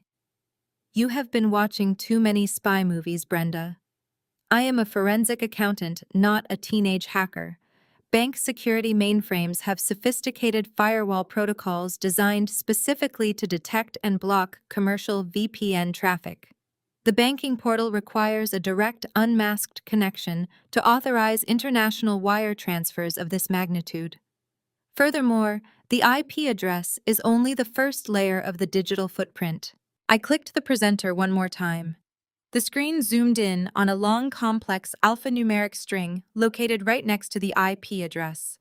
"This is a MAC address," I explained to the room. "A media access control address is a unique hardwired identifier assigned to a specific network interface controller. It acts as a digital fingerprint for a physical piece of hardware. It cannot be spoofed during a banking session without triggering an immediate fraud lockdown. I turned my gaze directly to Detective Mitchell. The MAC address recorded on this fraudulent wire transfer corresponds to an Apple iPhone 15 Pro Max. I pulled my own smartphone out of my pocket and held it up. I use a Samsung Galaxy for my personal and professional communications. The iPhone 15 Pro Max that authorized the transfer of $250,000 is the exact make and model of the phone currently sitting in Spencer Caldwell's pocket. The picture was now perfectly undeniably clear. Spencer had flown to Cancun, using the first-class tickets I paid for. He checked into the luxury resort with his mistress. He connected his personal smartphone to the hotel guest network. He laid in his beachfront cabana, logged into the banking portal, using his own credentials, and personally initiated the wire transfer. He set up the offshore limited liability company using my maiden name, thinking that the name on the registration document would be enough to successfully frame me. He was completely unaware that every single digital keystroke he made was permanently logged, geolocated, and directly tied to his physical device. He filed a false police report from Mexico. Detective Reed said, his voice quiet and tight with professional anger. He called us this morning, claimed you emptied his accounts, and sent us here to arrest you under false pretenses. He manipulated a police investigation to cover up his own theft. Yes, Detective, I replied, closing my laptop smoothly. Spencer thought he could use the Chicago Police Department as his own personal weapon. He wanted you to arrest me, hoping the shock and terror of facing felony charges would force me to sign away my home and my assets in a desperate plea deal. He thought he had committed the perfect crime. Bradley Stone cleared his throat, his face pale and sweating. He hastily zipped up his leather briefcase, refusing to look at Brenda. Detectives, my client clearly provided me with inaccurate information regarding this situation. I withdraw all previous settlement offers. I have no further business here today. Bradley turned and practically sprinted out of my front door, abandoning Brenda entirely. My mother-in-law stood alone in my living room, trembling with rage and denial, her entire world collapsing around her. "But you still stole his money!" Brenda shrieked, grasping at any remaining straw to maintain her delusion. "Even if he moved it, it was your fault he had to hide it. You drove him to this. You ruined his business." I took a slow, deep breath, relishing the final, devastating blow I was about to deliver. "Brenda," I said, my voice dropping to a deadly, icy whisper. "Spencer did not steal his own business capital. He did not steal my personal savings. He stole money that does not belong to either of us. And he moved it across international borders." I picked up my presenter, ready to display the final set of documents. "Gentlemen," I said, addressing the detectives, "it is time you saw exactly who Spencer Caldwell actually stole from. Because the local police jurisdiction ends right here, and the federal government is about to take over." I clicked the wireless presenter one more time, shifting the image on the massive television screen from the digital footprint logs to a highly classified, heavily redacted financial ledger. The document was completely different from a standard consumer bank statement. It bore the unmistakable, austere formatting of a corporate trust account, complete with watermarks from my financial firm, and a distinct bold warning label printed across the top margin, indicating federal oversight. Detective Mitchell and Detective Reed both stepped closer to the screen, their expressions shifting from skepticism to absolute gravity. They were local law enforcement officers used to handling domestic disputes, petty theft, and local fraud. They recognized immediately that the paperwork I was projecting belonged in a completely different echelon of the justice system, the kind of system that did not negotiate. Brenda stood frozen in the center of my living room. Her previous outrage had been replaced by a creeping, icy dread. She looked at the screen, unable to comprehend the complex financial data, but she could clearly understand the shifting atmosphere in the room. The power had entirely left her hands. The smug certainty she brought into my home had completely evaporated. "Let me explain exactly what you are looking at," I said, my voice echoing with clinical precision. When Spencer saw $250,000 sitting in an account, he thought he controlled his immense greed blinded him to the actual source of the capital. He assumed it was my annual corporate bonus. He assumed it was marital property that he could easily drain to finance his new life in Cancun with Stella. He was catastrophically wrong. I walked toward the screen and pointed at the header of the ledger. This money was never ours. It is an escrow fund. My firm was legally appointed as a fiduciary guardian over a massive corporate liquidation. We use highly secure temporary holding accounts to park liquid assets during complex transitions. I purposely routed a fraction of those holding funds into the specific account Spencer had signed for knowing he would take the bait. Brenda let out a sharp gasp, her hands flying to her mouth. You set him up. You put stolen money in his account to frame him. You are a monster. I did not set him up, Brenda, I corrected her sharply. I simply left the vault door open. Spencer is the one who chose to walk inside, grab the cash, and run. And the money was not stolen. It was federally regulated. That is the crucial distinction that is about to end your son's life as a free man. I turned my attention back to the detectives. Gentlemen, the corporate entity that owns this specific escrow fund is currently undergoing a rigorous active audit by the Internal Revenue Service. Every single cent in that holding account is officially classified as a federal asset pending tax clearance. The funds are strictly regulated by federal law, flagged by the Department of the Treasury, and continuously monitored by government auditors. Detective Mitchell exhaled slowly, removing his notepad from his pocket and slipping it away. He looked at me with a newfound sense of profound respect and slight terror. So when your husband initiated that wire transfer last night, he was not committing marital theft. He was committing a federal crime against the United States government, I confirmed smoothly. When Spencer pushed that transfer button from his luxury cabana in Mexico, he moved heavily regulated corporate funds out of a federal holding account and routed them to a shell company in the Cayman Islands. He did not just commit standard theft, he committed wire fraud on a massive scale. And because he moved the money across international borders to conceal its origin, he triggered the federal statute for international money laundering. The silence that followed was absolute. The sheer magnitude of Spencer's catastrophic blunder hung heavily over the living room. Local police handle stolen cars and domestic burglaries. The FBI and the IRS handle international money laundering of federal escrow funds. The penalty for these combined charges carries decades of mandatory prison time. Brenda's legs finally gave out. She collapsed onto my plush sofa, her designer handbag tumbling to the hardwood floor, spilling her expensive makeup and keys. Her face was ashen, drained of all the arrogant color she had brought into my home. No, she whispered, her voice trembling violently. No, Spencer did not know. He did not know it was federal money. It was a mistake. We will just pay it back. I will write a check right now. I will sell my jewelry. We will return the money and explain it was a terrible misunderstanding. I looked down at my mother-in-law, feeling a supreme, intoxicating sense of victory. You cannot refund a federal crime, Brenda, I stated coldly. The federal government does not care about your apologies or your jewelry. The moment the wire transfer cleared the international banking gateway, the crime was officially completed.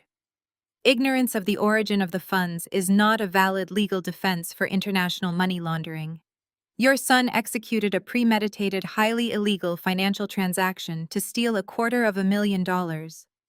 The fact that he accidentally stole from the IRS instead of his wife is just a brilliant stroke of poetic justice. Detective Reed stepped backward, clearing his throat. He looked at his partner silently, confirming what they both already knew. This investigation was officially completely out of their jurisdiction.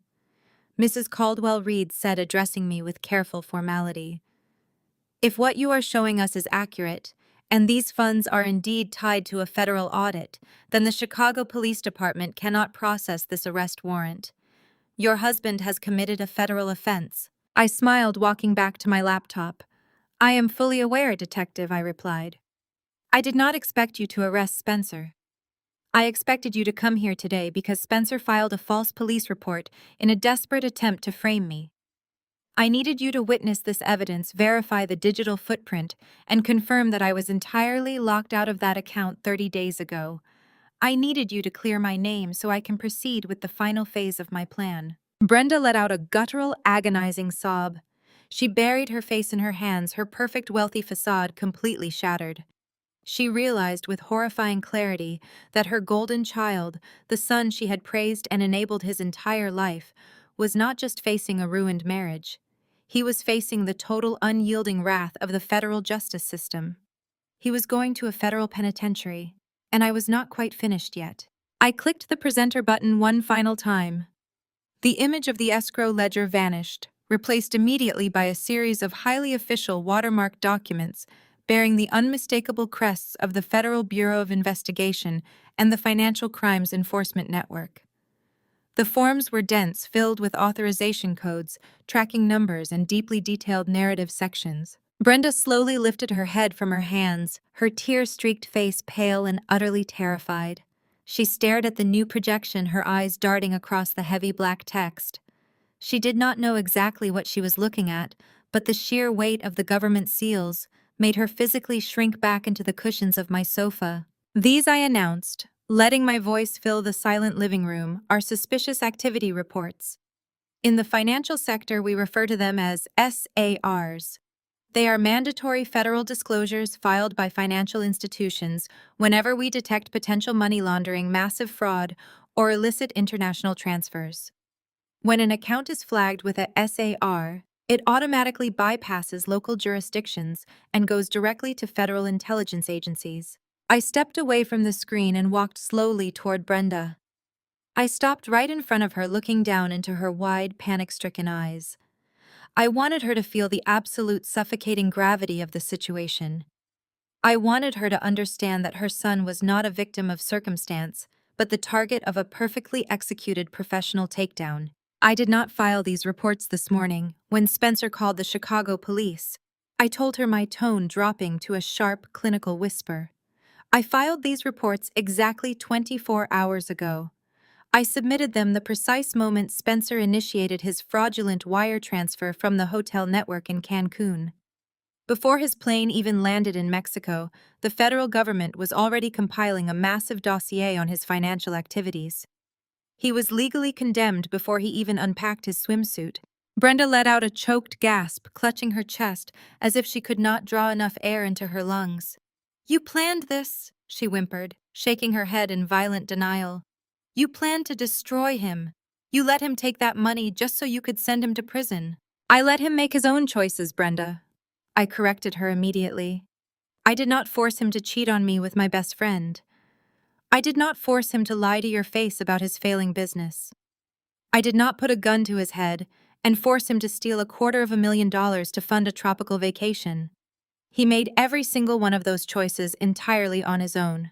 I simply ensured that his choices carried the maximum possible legal penalty." I turned away from my sobbing mother-in-law and faced Detective Mitchell and Detective Reed.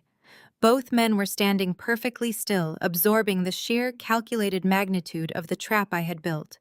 They now understood exactly why I had been so impossibly calm when they arrived at my door with a search warrant. They realized they were merely pawns in a much larger, incredibly sophisticated game of federal chess. "Gentlemen," I said, addressing the officers with utmost respect, "as you can see, the situation regarding the missing funds has already been escalated to the highest federal authorities. Spencer called your precinct today, hoping you would arrest me for a local domestic dispute. He wanted to tie me up in the state court system, hoping it would distract me from noticing his theft. But his local police report is completely nullified by these federal filings."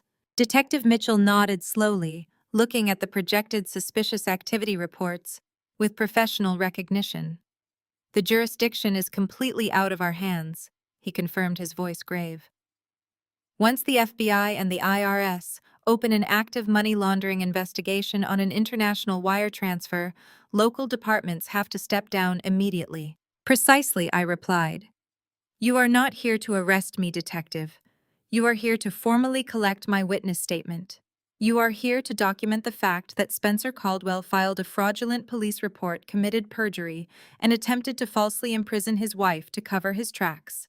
You are going to take your notes back to your precinct, close out his ridiculous local complaint, and hand your findings directly over to the federal agents who are currently preparing his indictment. Detective Reed pulled out a fresh notepad, his demeanor shifting from suspicious interrogator to cooperative investigator. What is the current status of the federal case? He asked, completely abandoning the aggressive tone he had used earlier. I glanced at my watch, savoring the exact timing of the impending disaster. Based on the expedited filing status of my reports, the FBI has already reviewed the digital footprint and the escrow ledger. They are currently coordinating with the Department of Justice to issue a formal international arrest warrant for wire fraud and money laundering. Because Spencer fled to a foreign country with the stolen assets, they will immediately trigger an Interpol red notice. The Mexican authorities will be forced to detain him the second they receive the alert. Brenda lunged forward, grabbing the edge of my glass coffee table to support her trembling body. I have to call him, she cried out frantically, digging wildly through her designer handbag for her smartphone. I have to warn him. I have to tell him to run, to hide the money, to do something. I looked down at her, my expression completely void of any sympathy. Call him, Brenda. I challenged her, gesturing toward her phone. Call your golden child. Tell him to run. But where exactly is he going to go? His passport is about to be globally flagged. His bank accounts are being seized by the federal government as we speak. If he tries to run, he will simply add international flight to avoid prosecution to his growing list of federal charges. You cannot save him. You cannot buy his way out of this. Your money and your country club connections mean absolutely nothing to the Federal Bureau of Investigation. Brenda froze her phone, clutched tightly in her shaking hand. The horrible, crushing realization finally settled completely over her. She was entirely powerless. For her entire life, she had used her wealth and social status to bully people, to manipulate outcomes, and to protect her son from his own failures. Now she was trapped in my living room, forced to watch helplessly as her son marched blindly into a federal prison cell. You are going to give these officers your full cooperation, Brenda, I instructed her, my voice echoing with finality. You are going to sit quietly while I give my statement, and then you are going to leave my house, go back to your pristine suburban mansion, and wait for the phone call telling you that your son has been arrested in a foreign country. You wanted to see me destroyed today. Instead, you get a front-row seat to the absolute destruction of your own legacy. I turned back to the detectives, offering them a polite professional nod. I am ready to begin my formal statement whenever you are, gentlemen. I suggest we get started. I have a feeling Spencer is going to have a very difficult afternoon, and I want to make sure all of our paperwork is filed before the federal agents finally knock on his hotel room door. 2,000 miles away, blissfully unaware of the catastrophic legal avalanche hurtling directly toward him, my husband was currently living out his ultimate billionaire fantasy. The midday sun beat down on the pristine white sands of Cancun. Spencer and Stella lounged in an exclusive oceanfront cabana at the LeBlanc Spa Resort, entirely insulated from reality by the gentle breeze and the rhythmic sound of crashing waves. Stella was draped across a plush white daybed, her skin glistening with expensive tanning oil. She held her smartphone high in the air, capturing the perfect angles of her new Cartier bracelet against the backdrop of the turquoise sea. Spencer lay beside her wearing oversized designer sunglasses and sipping a massive cocktail. He felt like an absolute titan of industry. In his deeply deluded mind, he had successfully outsmarted a forensic accountant, stolen a fortune, and secured his perfect trophy wife. He was completely untouchable. Their luxurious bubble began to crack precisely at 1:15 in the afternoon. A uniformed resort attendant approached their private cabana holding a sleek black leather folder containing their midday tab. They had indulged in vintage champagne, imported caviar, and 2 intensive deep tissue massages earlier that morning. Spencer, eager to maintain his facade of limitless wealth in front of Stella, barely even glanced at the exorbitant total. He casually reached into his leather wallet, pulled out his heavy metal rewards card, and dropped it onto the silver tray with an arrogant flick of his wrist. Keep the change, he told the attendant, waving him away dismissively. 10 minutes later, the attendant returned. He was no longer smiling. Standing right beside him was the resort's guest relations manager, a tall man with a severe, uncompromising expression. The manager stepped into the shade of the cabana, holding Spencer's metal credit card, pinched between two fingers. "Sir," the manager said, his voice completely devoid of the usual hospitable warmth. "I am afraid there is a significant issue with your payment method. This card has been declined by your financial institution." Spencer scoffed loudly, sitting up and adjusting his expensive linen shirt. He snatched the card out of the manager's hand, deeply offended by the public embarrassment. "That is entirely impossible," Spencer snapped, adopting his usual condescending tone. "Run it again! Your machine must be malfunctioning. I have a massive credit limit on that account." "We have already attempted to process the transaction 3 times, sir," the manager replied evenly. "Furthermore, the primary card you placed on file for this 2-week reservation has also been flagged and completely frozen by your bank. Your current outstanding balance for the room and amenities is over $8,000. We require an immediate alternative form of payment, or we will be forced to terminate your stay and ask you to vacate the premises." Stella sat up abruptly, dropping her phone onto the cushions. Her perfectly curated smile vanished, replaced by a sharp look of intense confusion. "Spencer, what is going on? Why are your cards bouncing?" she demanded, her voice losing its sweet quality. "It is just a stupid security freeze," Spencer insisted, his face flushing a deep red. "My bank probably saw the international charges and locked the accounts as a standard fraud prevention measure. It happens to wealthy people who travel all the time." He glared at the manager. "Give me 2 minutes to log into my portal and clear the security flag. I will have this sorted out instantly." Spencer pulled his iPhone from his pocket, his hands shaking slightly with suppressed rage. He opened his banking application, fully intending to show the manager his massive account balance to prove his overwhelming financial superiority.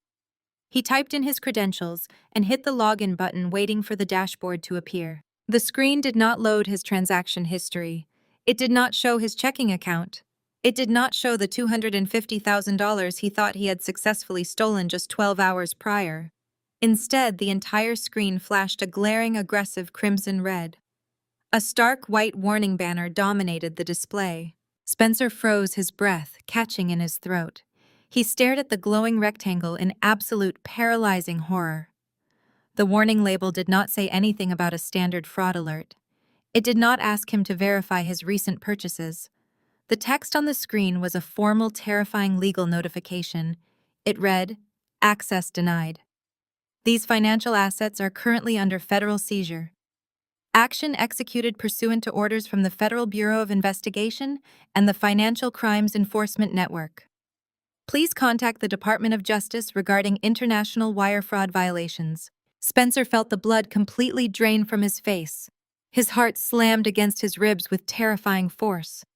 The world around him seemed to violently tilt on its axis. He frantically tapped the screen, desperately trying to refresh the application, praying it was some kind of bizarre technological glitch. The terrifying red screen remained perfectly, stubbornly fixed in place. He quickly opened a secondary banking app, checking the business accounts for his commercial real estate firm. Red screen. He checked his personal retirement portal. Red screen. Every single financial lifeline he possessed had been aggressively severed by the government. "Spencer," Stella asked. She was staring at his pale, sweating face, realizing that something was horribly, irreversibly wrong. "Spencer, you are scaring me. Why is your phone red? What did you do?" Before Spencer could even attempt to formulate a lie, 2 large men wearing dark resort security uniforms stepped up beside the guest relations manager. They crossed their arms, looking down at Spencer with absolute authority. "Sir," the manager stated coldly, "since you are clearly unable to settle your outstanding debt, I must ask you to gather your personal belongings immediately.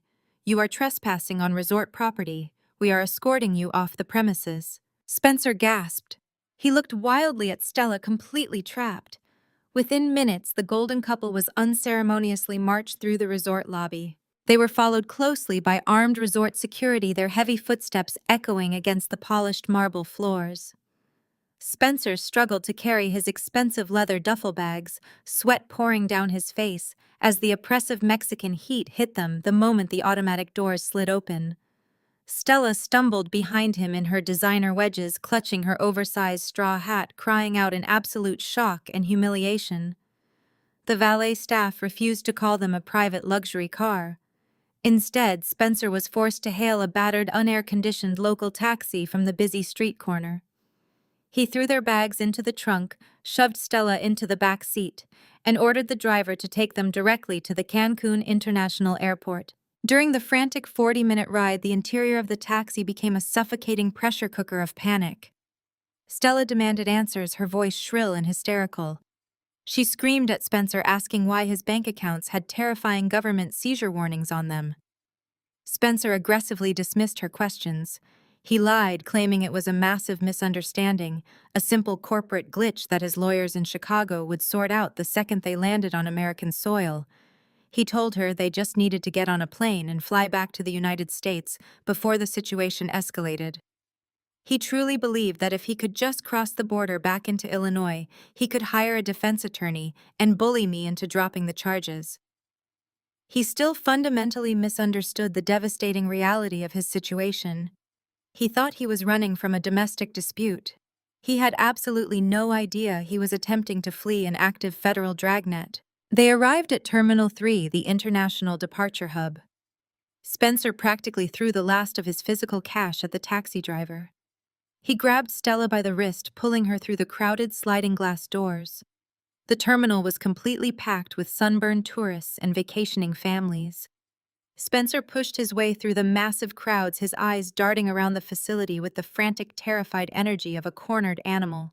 He dragged Stella directly to the premier airline desk, shoving his way to the front of the line. "We need 2 tickets on the very next flight to Chicago," Spencer demanded, slamming his United States passport onto the counter.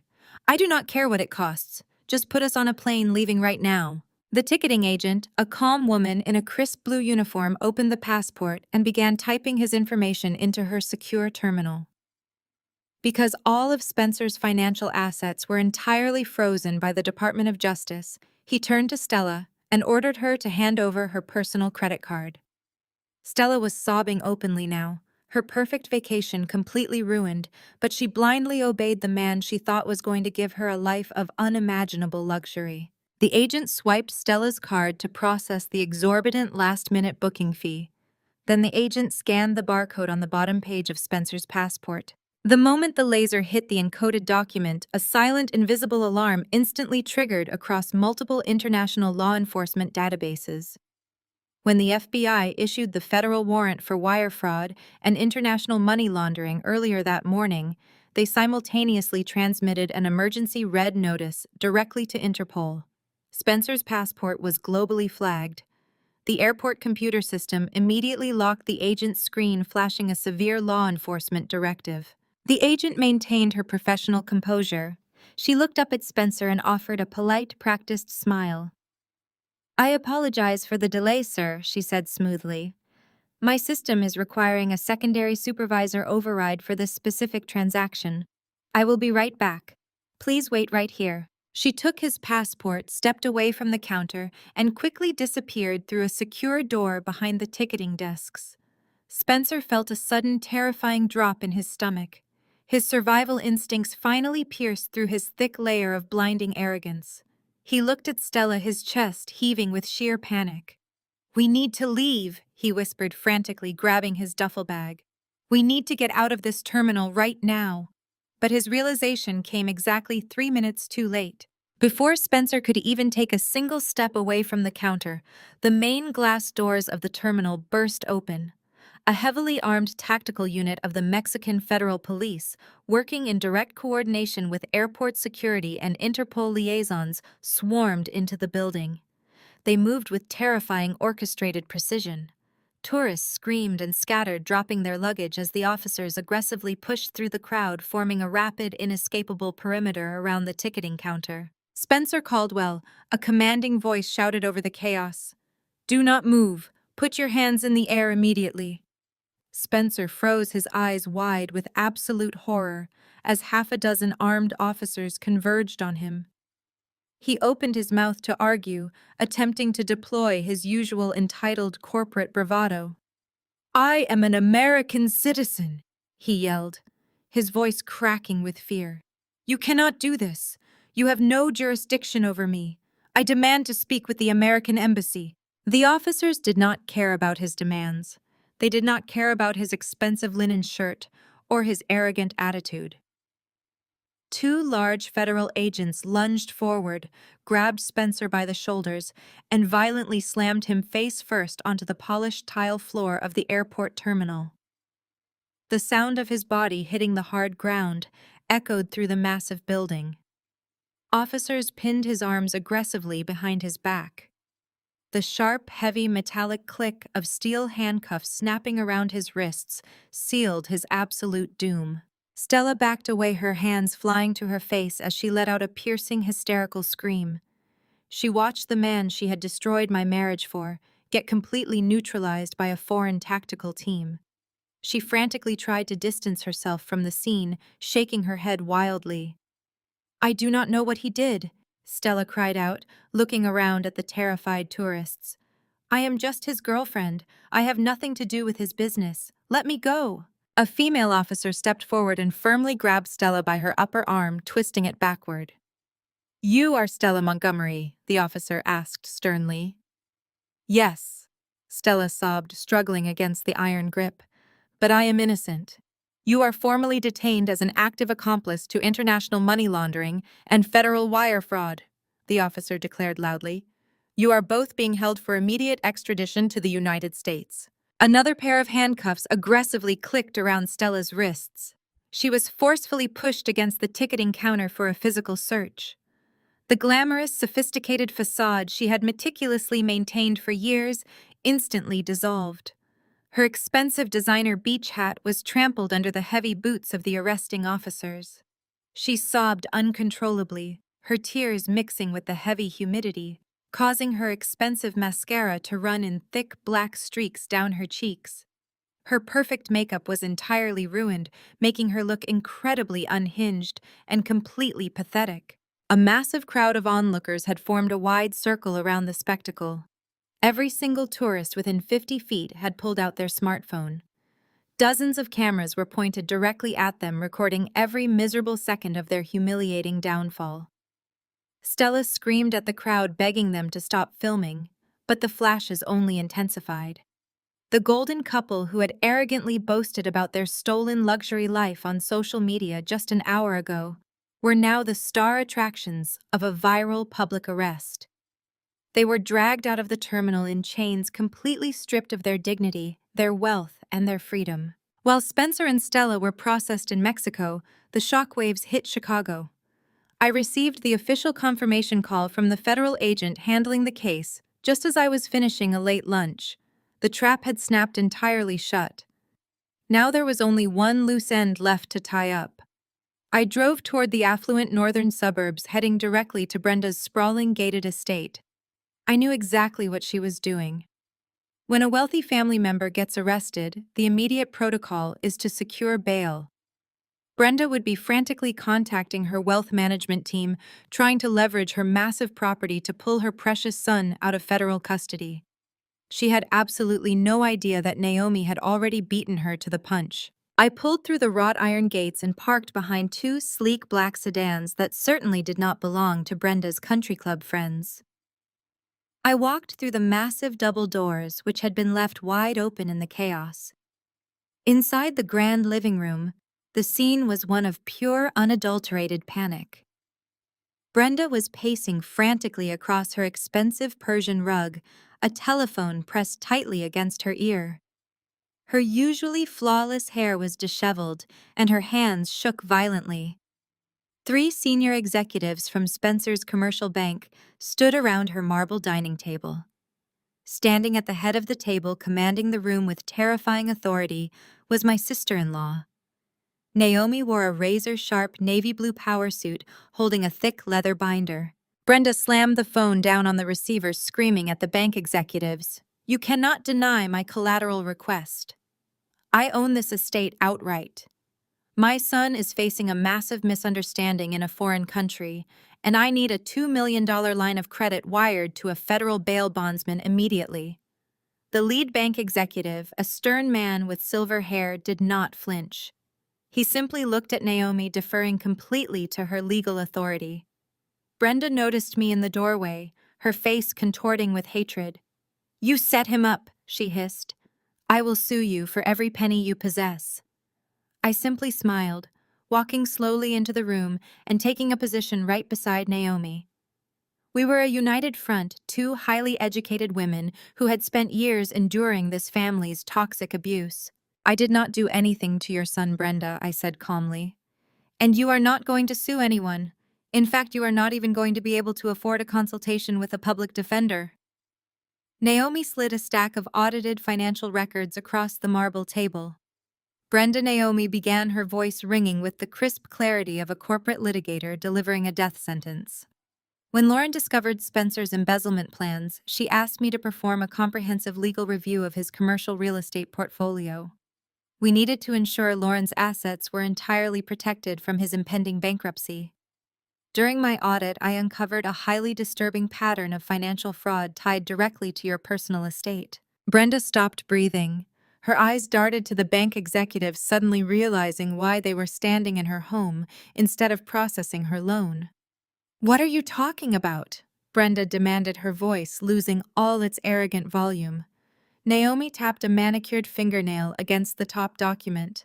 "Over the past 3 years, as Spencer's business began bleeding cash, he took out 5 separate commercial loans. His own credit was completely decimated, so he required a highly capitalized guarantor. You co-signed every single one of those loans, Brenda. You pledged this exact estate and your entire investment portfolio as collateral to keep his failing business afloat." Brenda swallowed hard. "So what, I supported my son's business? That is what a loving mother does."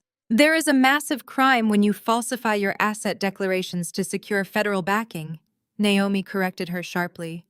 "In order to qualify for that level of commercial debt, you and Spencer submitted inflated property appraisals and completely fabricated revenue projections. You committed systemic bank fraud.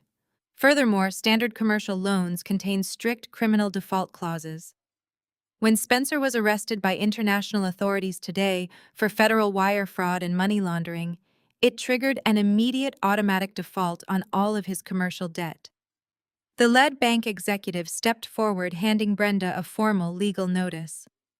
"Mrs. Caldwell," the executive stated coldly, "due to the fraudulent nature of your loan applications and the criminal indictment of the primary borrower, the bank is officially calling your entire debt due immediately.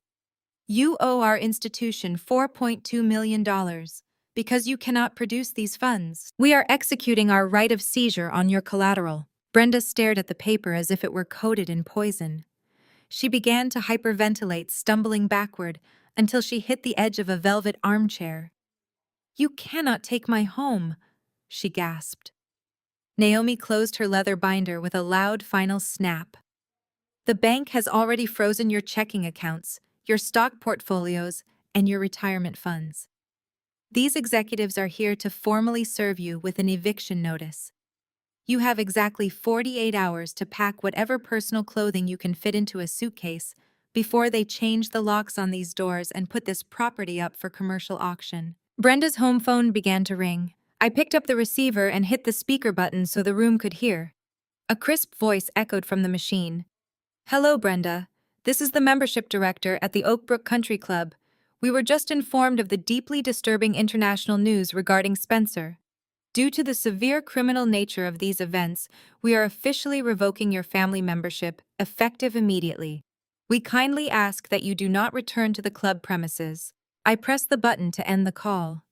Brenda dropped to her knees right there on the expensive Persian rug. The woman who had spent 5 years tormenting me, mocking my career, and enabling her son's betrayal was now utterly destitute. She had no money, no home, no social standing, and a son rotting in a foreign holding cell. She had absolutely nothing left. I looked down at her, feeling a supreme, intoxicating wave of pure justice. Naomi and I exchanged a quiet, victorious glance. We did not need to scream or celebrate. The absolute, unyielding power of the law had done all the talking for us. We turned our backs on the crying woman and walked out of the mansion, leaving Brenda alone to face the catastrophic ruins of her own arrogance. 6 months passed with the rapid, merciless efficiency that only the federal justice system can truly achieve. Walking out of that sprawling suburban mansion alongside Naomi was the very last time I ever set foot on that property. The bank auctioned the estate off 3 weeks later to a commercial developer who immediately gutted the interior, erasing every trace of Brenda's pretentious decor. The physical erasure of their family legacy was remarkably swift, but the legal and financial demolition of their lives was an absolute masterpiece.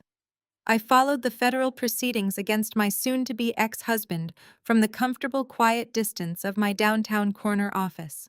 Spencer never even made it to trial. When the Department of Justice presented his defense attorney with the meticulously documented digital footprint, the offshore shell company registrations, and the heavily monitored escrow ledgers, his legal counsel advised him to take an immediate plea deal. The blinding arrogance that had fueled his entire existence completely evaporated the moment he traded his custom-tailored linen suits for a standard-issue federal prison jumpsuit. I attended his final sentencing hearing simply to close the chapter. Naomi sat right beside me in the gallery, her posture radiating absolute victory. Spencer stood before a federal judge looking pale, hollow, and entirely stripped of his unearned confidence. The judge did not care about his pathetic excuses. The court did not care about his fabricated marital grievances or his supposed real estate emergencies.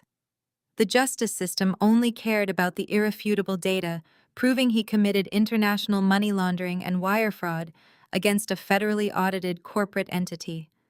Spencer was officially sentenced to 10 years in a maximum security federal penitentiary, followed by 5 years of strictly supervised release. There would be no country club golf retreats, no luxury cars, and no fine dining for the next decade of his life.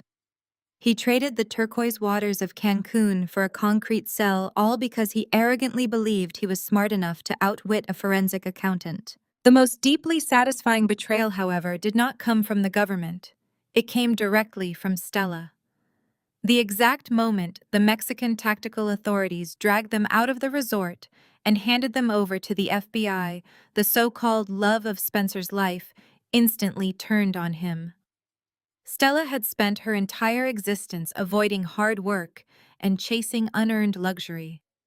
Facing the terrifying prospect of a federal prison sentence as a documented accomplice, her fierce loyalty completely dissolved in the interrogation room. She immediately signed a comprehensive cooperation agreement with the prosecuting attorneys, offering full testimony against Spencer in exchange for criminal immunity.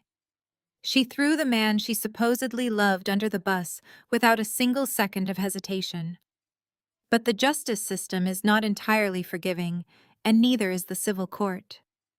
While Stella successfully avoided a criminal conviction, the corporate entity Spencer stole from pursued her aggressively in civil litigation.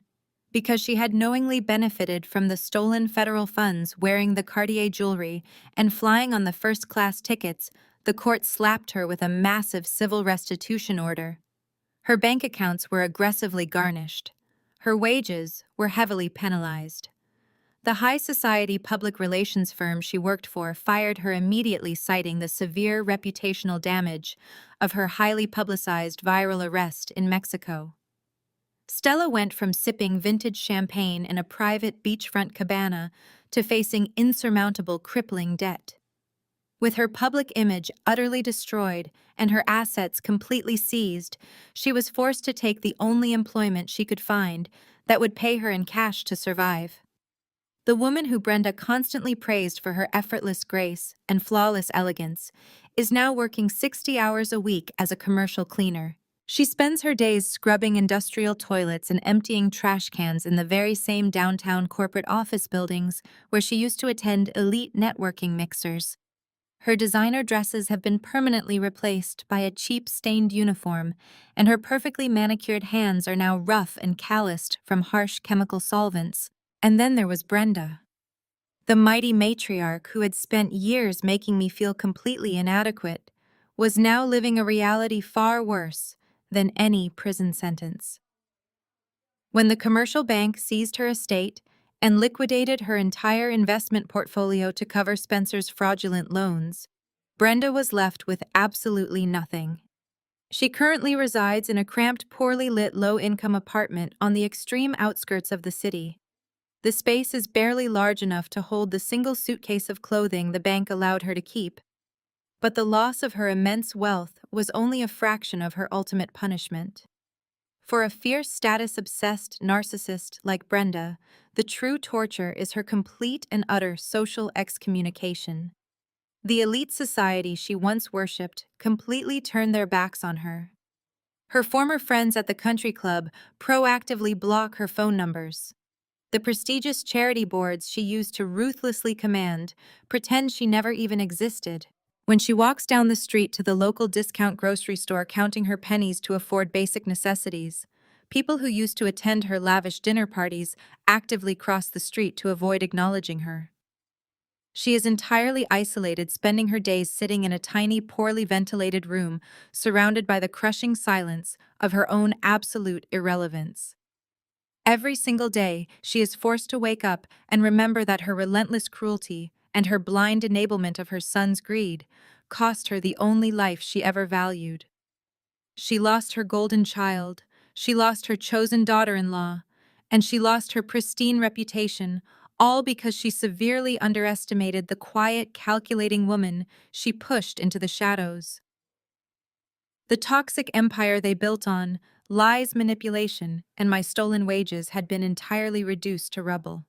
They were finally paying the ultimate price for their profound arrogance. As for me, my reality looks drastically different from the wreckage they now inhabit. The crisp evening wind of Chicago swept across the expansive glass balcony of my newly purchased penthouse, carrying the vibrant electric energy of the city far below. I leaned against the sleek metal railing, taking a deep breath of the cool air, looking out over the glittering, illuminated skyline that stretched endlessly toward the dark expanse of the lake. The view was a testament to survival. Standing right beside me was Naomi.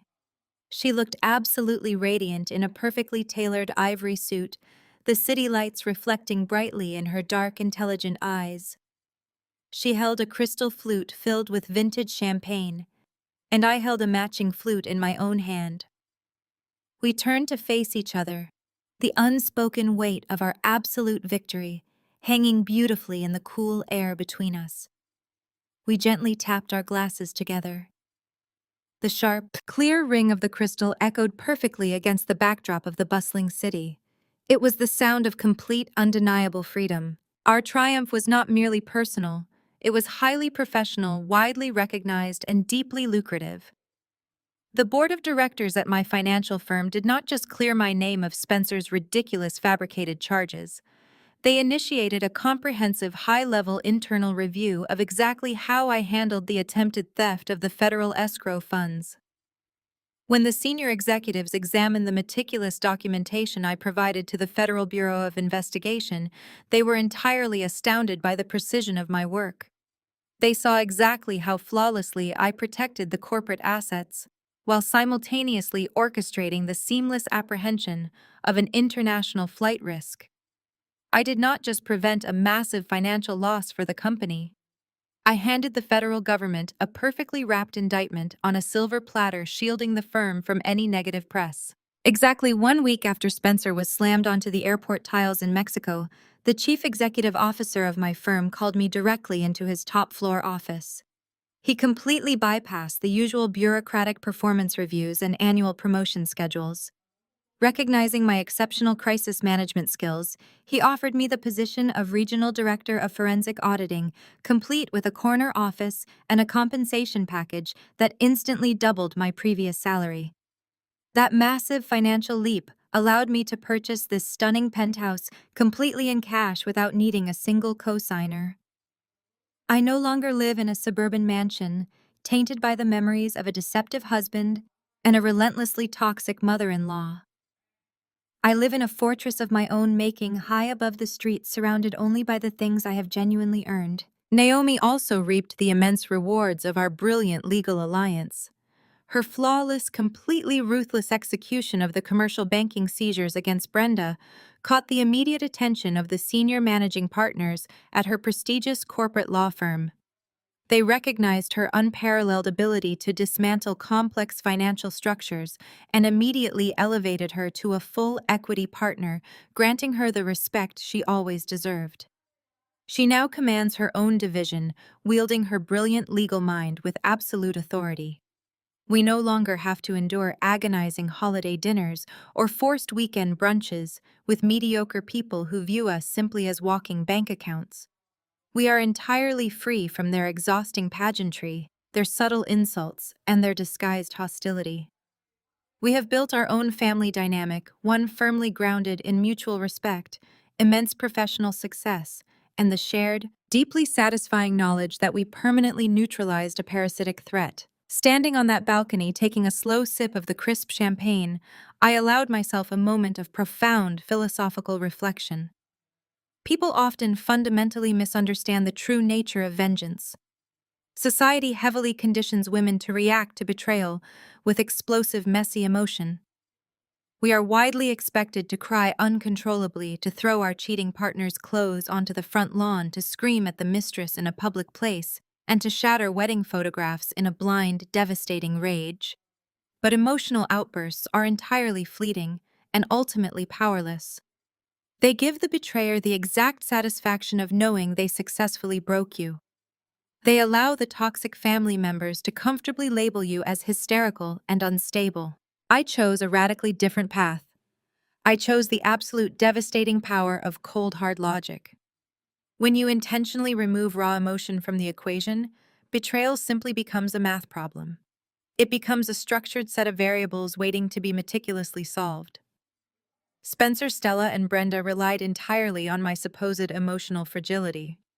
They weaponized my loyalty and assumed my quiet dedication was a symptom of weakness. They thought they could outmaneuver me because they believed their own delusions of grandeur. They severely underestimated the sharp intellect hiding behind my silence. But true power lies in complete emotional detachment. By maintaining my absolute composure, I was able to clearly observe their staggering arrogance, predict their reckless movements, and construct a legal snare so perfectly absolute that they enthusiastically tightened the noose around their own necks. I did not have to raise my voice or throw a single plate to destroy their lives. I simply used their own insatiable greed and their blinding entitlement as the very instruments of their ultimate demise. Intellect will always defeat impulse. Strategy will always conquer spite. A calculated mind is a weapon that a narcissist can never truly comprehend until it is far too late to escape the blast radius. They called me cold, but when you try to cross a forensic accountant, you do not just lose your marriage, you lose your freedom. Have you ever used someone's arrogance to destroy them? Share your story in the comments. Do not forget to like and subscribe. Sometimes silence is just the sound of a trap snapping shut. The most profound lesson to extract from this narrative of betrayal and retribution is the unparalleled power of emotional detachment in the face of a severe personal crisis. Society often conditions us to react to betrayal with immediate explosive emotion tears screaming and impulsive confrontations. We are taught that to feel deeply is to react loudly.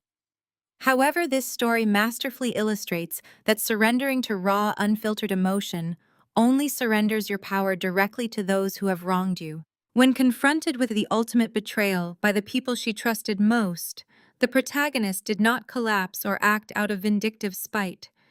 Instead, she treated her heartbreak as a strategic variable. By maintaining her absolute composure, she was able to clearly observe her adversary's blinding arrogance and insatiable greed. She understood that toxic individuals actively rely on your emotional instability to control the narrative, justify their cruel actions, and mask their own wrongdoings.